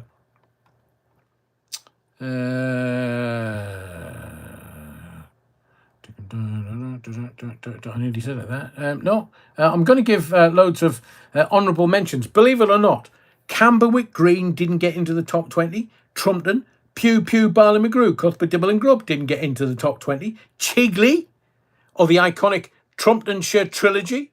I mean, Camberwick Green, Trumpton, Chigley, that unforgettable music and its stop motion charm. There was Button Moon. I mean, you can remember Button Moon. Really imaginative, and they used everyday household objects. I had a girlfriend like that. Jamie and the Magic Torch. Can you remember Jamie and the Magic Torch? Vaguely remember it, but it was in the 70s. It was kind of psychedelia at its best. Or whoever made it must have been off their tits. There was Art Attack. That was Neil Buchanan. But Take Heart was... I mean, let me see. I don't think it is in the top 20. No, it's not. Some of them I would agree with. Some of them, like, they've got the Mighty Boosh at 10. That's not... I mean, I get that it was aired on BBC Three. How many kids would watch BBC Three? Surreal, musical. I mean, it was a massive cult hit with older children, teens and students, influencing almost a generation of comedy, but so did the young ones. But that's not kind of children's TV shows. Would you say that Bagpuss was an iconic kids' TV show? Joe 90's not even in this list. Who said that? How? That wasn't Jenny Hanley. Thundercats as well. Blockbusters, Rod Hull, Emu. But Bagpuss. Do you know there was only 13 episodes of Bagpuss? Only 13 episodes ever made. But this Emily Made It Up story about a saggy old cloth cat, I would suggest was pure magic. I mean, I used to watch it. And the reason why I'm also mentioning this is not because of its stop-motion charm, its cartoon-like charm, or folk tale feel. It is a perennial classic. Basil Brush, Newsround, Rhubarb. There are so many that trip off the tongue, but Bagpuss, only 13 episodes. And I'm going to mention something now, but Emily loved him, says Rusty's Roamings. Wacky Races, Catch the Pigeon. That's not in there either. Or Fred Barker, Origami on a Sunday morning. I mean, we used to get up before our parents on a Sunday morning, and this beardy guy would try and teach us how to make origami. I'd be sitting there like, how dull is this? Do we have to watch this on a Sunday morning? And then all of a sudden we'd get like, oh, the cartoons will come from America. Parsley the Lion and Rent a Ghost. Thank you, Napoleon Blown Apart and King Treble 7. But what about the Wombles? I mean, is it because it was mostly BBC? Underground, overground, wombling free. The Wombles of Wimbledon common our way. Making good use of the things that we find. And George Michael. The eco-conscious creatures tidying up Wimbledon Common captured the nation's heart with their charming stop-motion and catchy songs. Did anybody mention Tom, Dick, Dastardly being played by Jim Carrey? Really? Oh, Mouse Soul Rebel, that would be amazing. Hong Kong Phooey, the janitor. Mild-mannered janitor. Double deckers. But what about the Wombles? Nobody's Pinky and Perky. Steady. Weed. Oh, you haven't again, have you? We've done the Wombles. Clangers. Nobody's mentioned the Clangers. It was... can you remember the little pink mouse-like creatures who spoke in whistles while living on a blue planet? I mean, it was... Well, if you're a student and off your tits, I mean, that would be a very unique take. But it was just gentle whimsy, wasn't it? Gentle whimsy is beautiful words that just gave us a moment. The Clangers. Everybody loved the Clangers. The Double Deckers, Soup Dragon, Button Moon, Flintstones. American rather than British, Stuart. The Wooden Tops, Pauline Makepeace. Top Cat, Boss Cat, brilliant Fred Barker. Paris in the Philippines. Hey, it's the Monkeys. Good to see you again, Paris in the Philippines. Yes, the Monkeys. But has everyone forgotten the Adventures of Morph? I mean, that was 1977. I still think he's doing bits, isn't he? A little plasticine man who lives in a pencil box. Sounds like Labour politicians. Was it Aardman Animations of Wallace and Gromit fame? It was their first creation. Was it really? Morph was silent, because obviously he'd end up being nagged to death. It was just a masterclass in visual storytelling. So I think Adventures of Morph definitely gets a vote. And there's a banana split, but they were American. I'm looking for UK GB Spats. Don't know that one, Andrew. Morph started in Vision On. I know, 1977. But in Vision On, I preferred the gallery where people sent in their drawings of evidently aliens, because I could never work out what it was. Chuckle Vision with Barry and Paul. To me, to you, to me, to you. Do you know the piano's on my foot? No, son, you hum it and I'll play it. Who else was there? We've done the creators. Do we give the Teletubbies a mention? 1997 to 2001, and then from 2015 to 2018. I mean, it was groundbreaking for the babies. And I realise that the babies could understand the shaping of the Teletubbies because they all wore nappies. That's the little ones, the babies, the toddlers.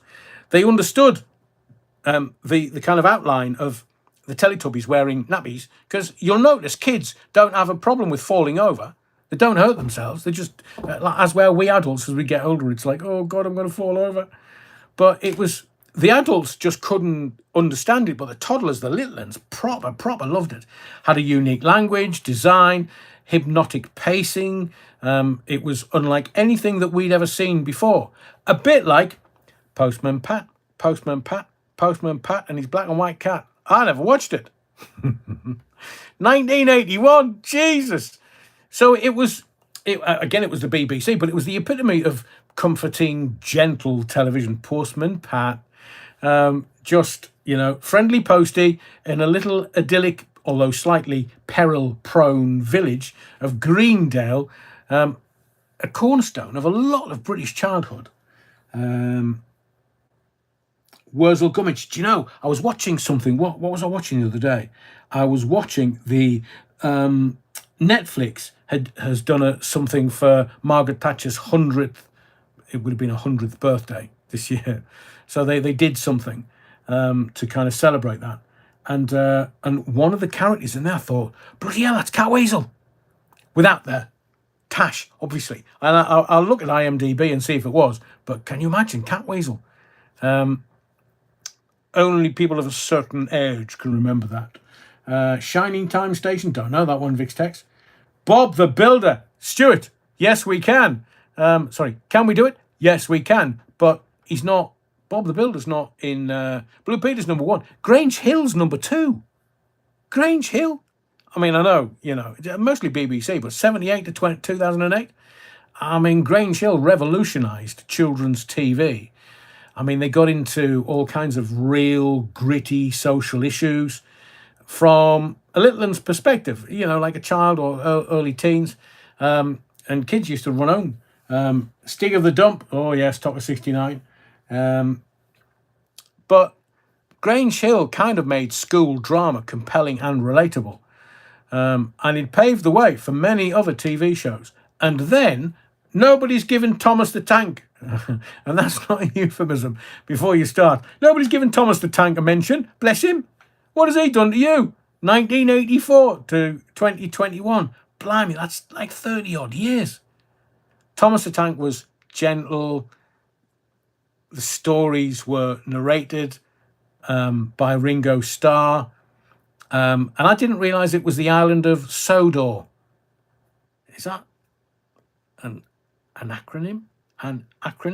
Sodor. It was live action models, well, in the early seasons, and Ringo Starr and later Michael Angelis's iconic narration.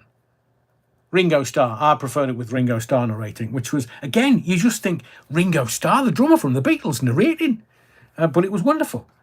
The one thing that I know that we've kind of done the top 10, you can have the Adventures of Robin Hood. That was 1955 to 1960, so that's not really going to be contemporary for a lot of people on this on the channel tonight.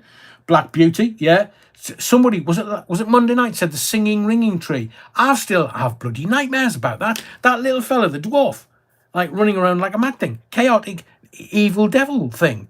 Byker Grove was fun. Yeah, you can say that again, BD Cool. Byker Grove, Hewitt Super Sub, Captain Pugwash.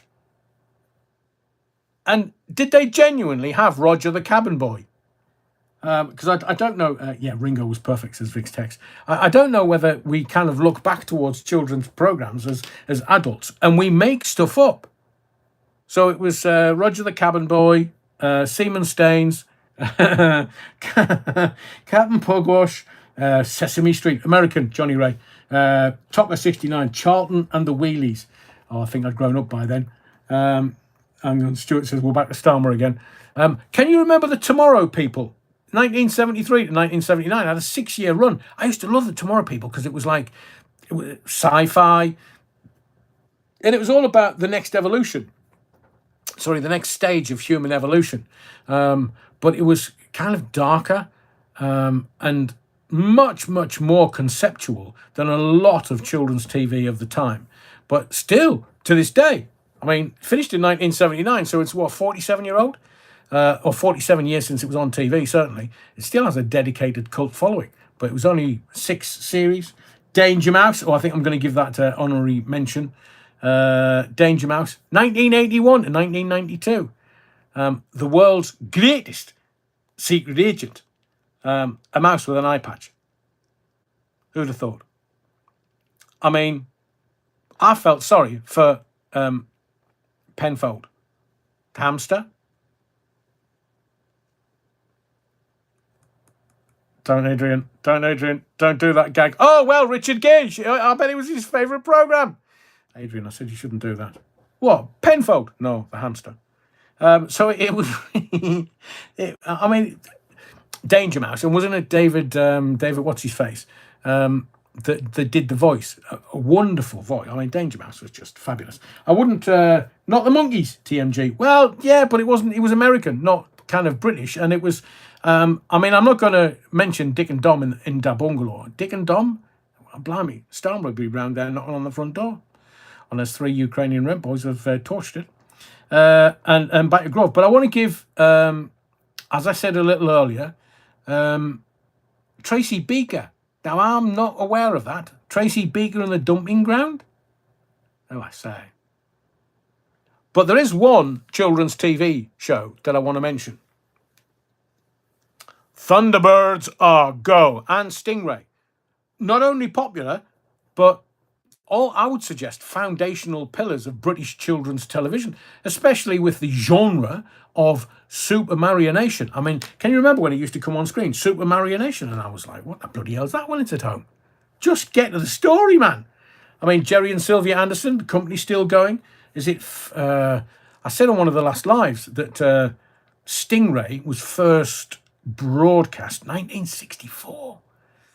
So Thunderbirds and Stingray absolutely deserve a spot in this particular conversation, because I'm sure they would be on many, many, many people's top 20 lists. Now, the reason sometimes they're edged out on a consolidated list like this one is due to the fierce competition and the need to represent different eras and genres, but Thunderbirds and Stingray's impact is immense. So Thunderbirds, do you know that it was only on air between 1965 and 1966? Look at that impact. Just a dozen months. And Adam Wales says, I loved it in the 90s. They did. Didn't they do, was it 2013, 2014? Didn't they do like a cartoon version of Thunderbirds? I even watched that. I loved Thunderbirds so much from my childhood. Now, I would suggest that Thunderbirds is, of course, without a doubt, the most famous and successful of all the Gerry Anderson productions, the crown jewel. But its cultural impact was just immense. It was it was massive, and even continues to this day, 2025, at least 60 years ago, it first aired. So if you're not aware of Thunderbirds, the concept is this. It's the adventures of International Rescue, a secret organisation using incredible futuristic vehicles. I mean, can you remember Thunderbirds 4? Was it Thunderbirds 4 or Thunderbirds 5 up in space? And you had Thunderbirds 2, the big fat green one, and then you had Thunderbirds 1 that looked like a dog's lipstick. And there was all these Thunderbird machines. And even to this day, in 2025, if I'm walking along, just minding my own business, and I hear an electric car drive past me, I think, Thunderbirds.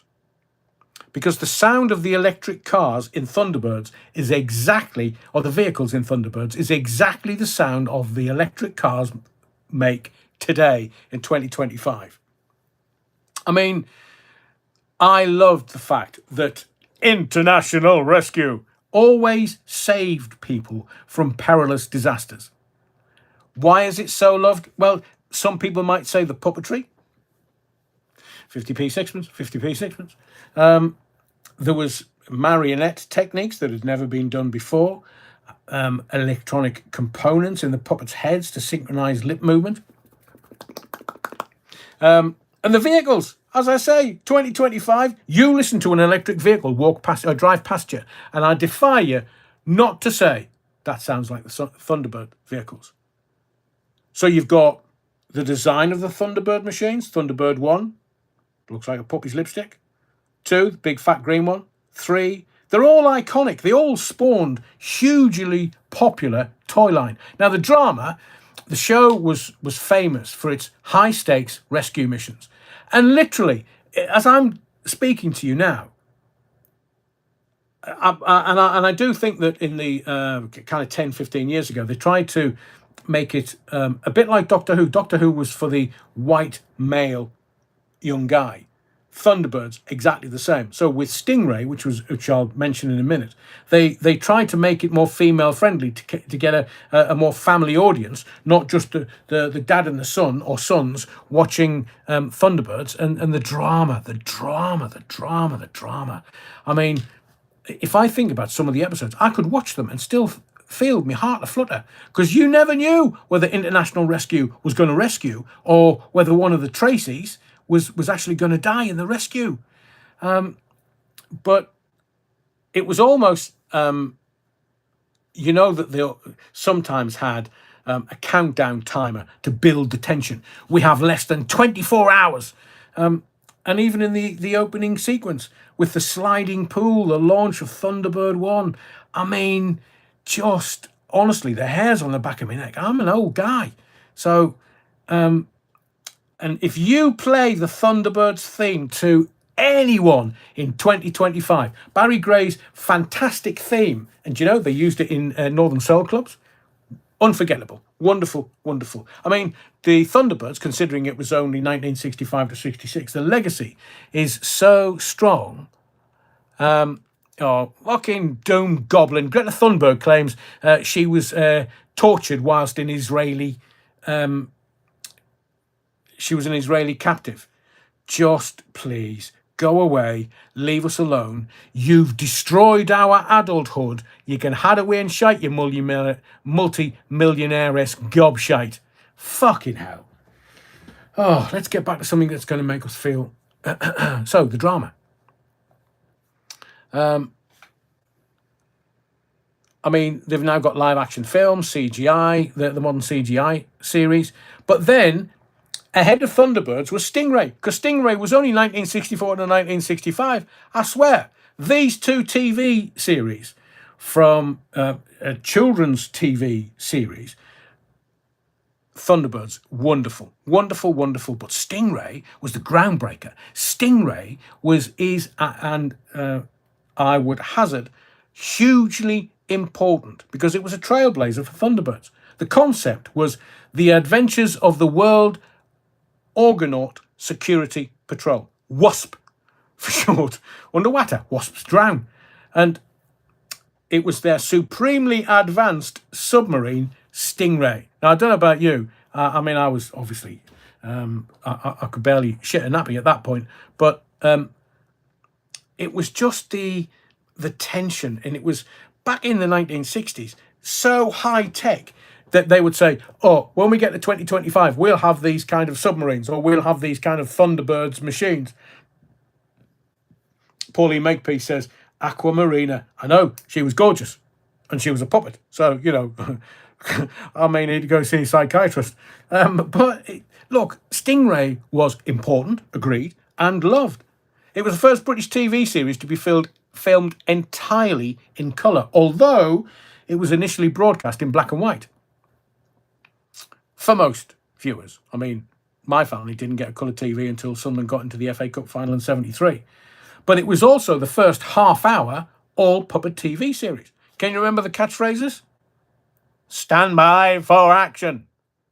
Anything can happen in the next half hour. I mean, glorious, glorious, glorious. I don't remember this one. Marina, she's not like other girls. I bet. She can breathe through her ears. Wonderful.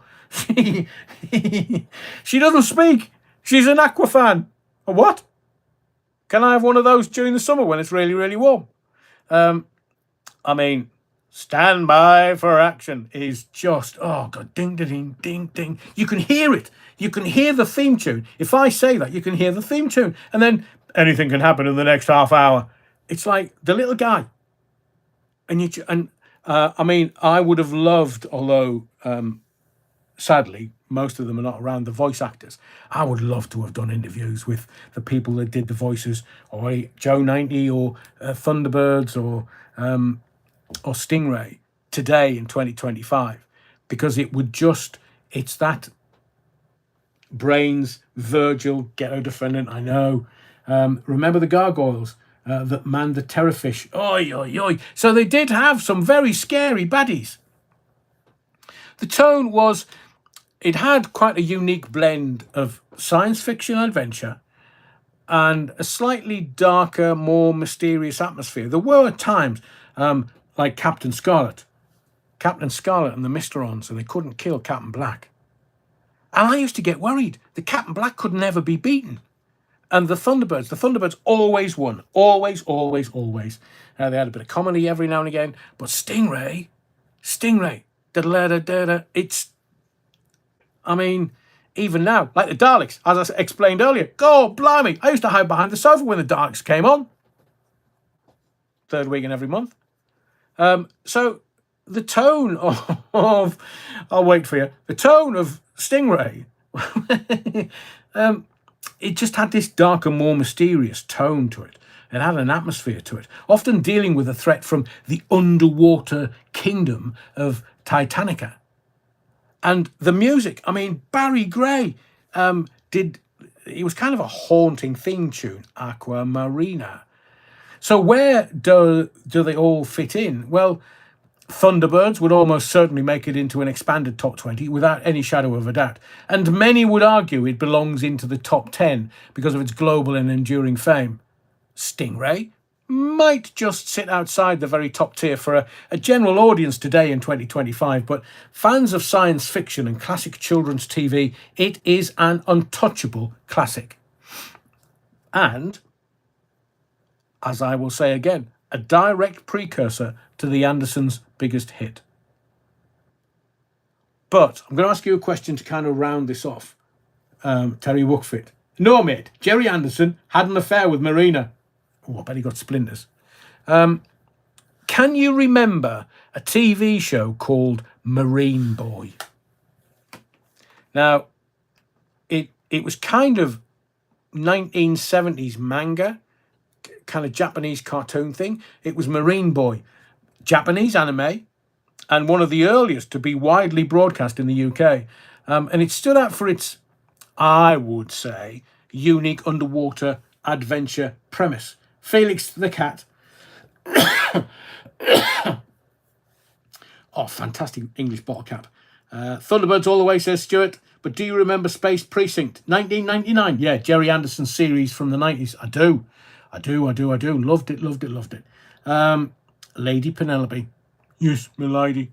The reason why I loved Marine Boy was because me and my mates used to go to How We Didn't Die. I will never know in the month of Sundays. But I suppose that's, a kid's job. I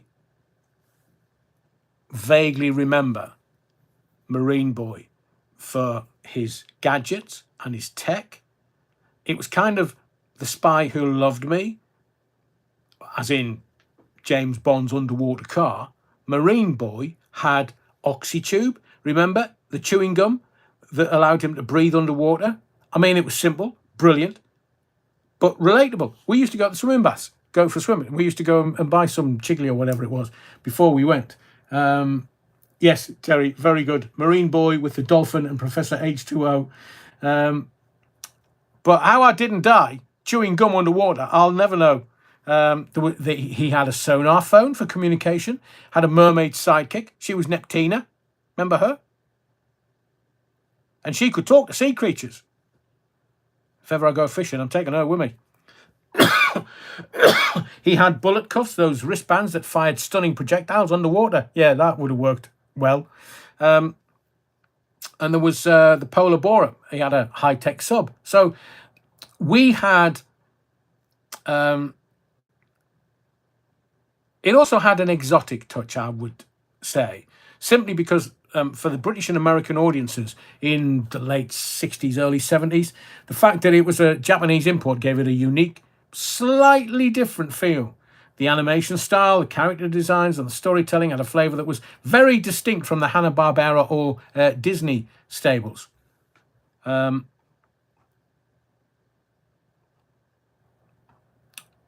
I think, to sum up, I mean, we've got the usual top-tier, universally recognised national icons like Blue Peter or Thomas the Tank, Thunderbirds and Stingray and Marine Boy are... Neptune was the dolphin, Mika was the mermaid. Oh, really, Terry? Not that one's an expert on Marine Boy. Boo Boo and Yogi Bear, says Alan. Number 73. Oh, yeah. There's somebody at the door. Honestly, it's a misspent youth, I swear. Rhubarb and custard. Don't. I'm going to have some banana custard when I finish. Just saying for reference.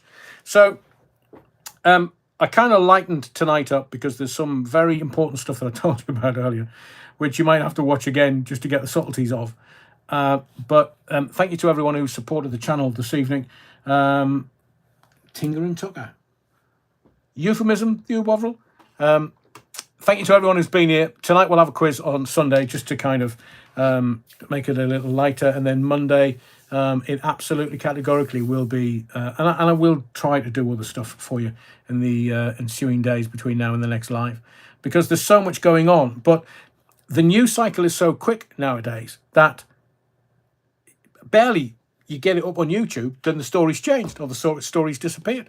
There's loads of royal stories and Beckham stories and kind of showbiz angles, like Katie Price. So what's she going to do? Oh, I'll name them. Thank you, Stuart. Thank you very much for your continued support. I'll name them, but only if you start buying tickets to me shows. I'm a marketing genius. Yeah, well, keep Harvey off stage, man. And I will see you for the next live. The next live is Sunday, 7:15 for Parish Notes, where I get to interact with you before I get into some of the subjects that we do at 7:30. But it will happen on Sunday. And thank you to everyone who's been... Andrew James together defended cancer research. Charity shops are closing. Good time to get your short trousers. Brilliant. Thank you to everyone who's created a bit of a smile and enjoyed and got some value from tonight's live. Cheers all, says Dave Johnston. Thank you for your likes, your subscriptions, but most of all your indulgence. My name's Adrian Allen. I've been doing this since 1989. One of the elders of the parish.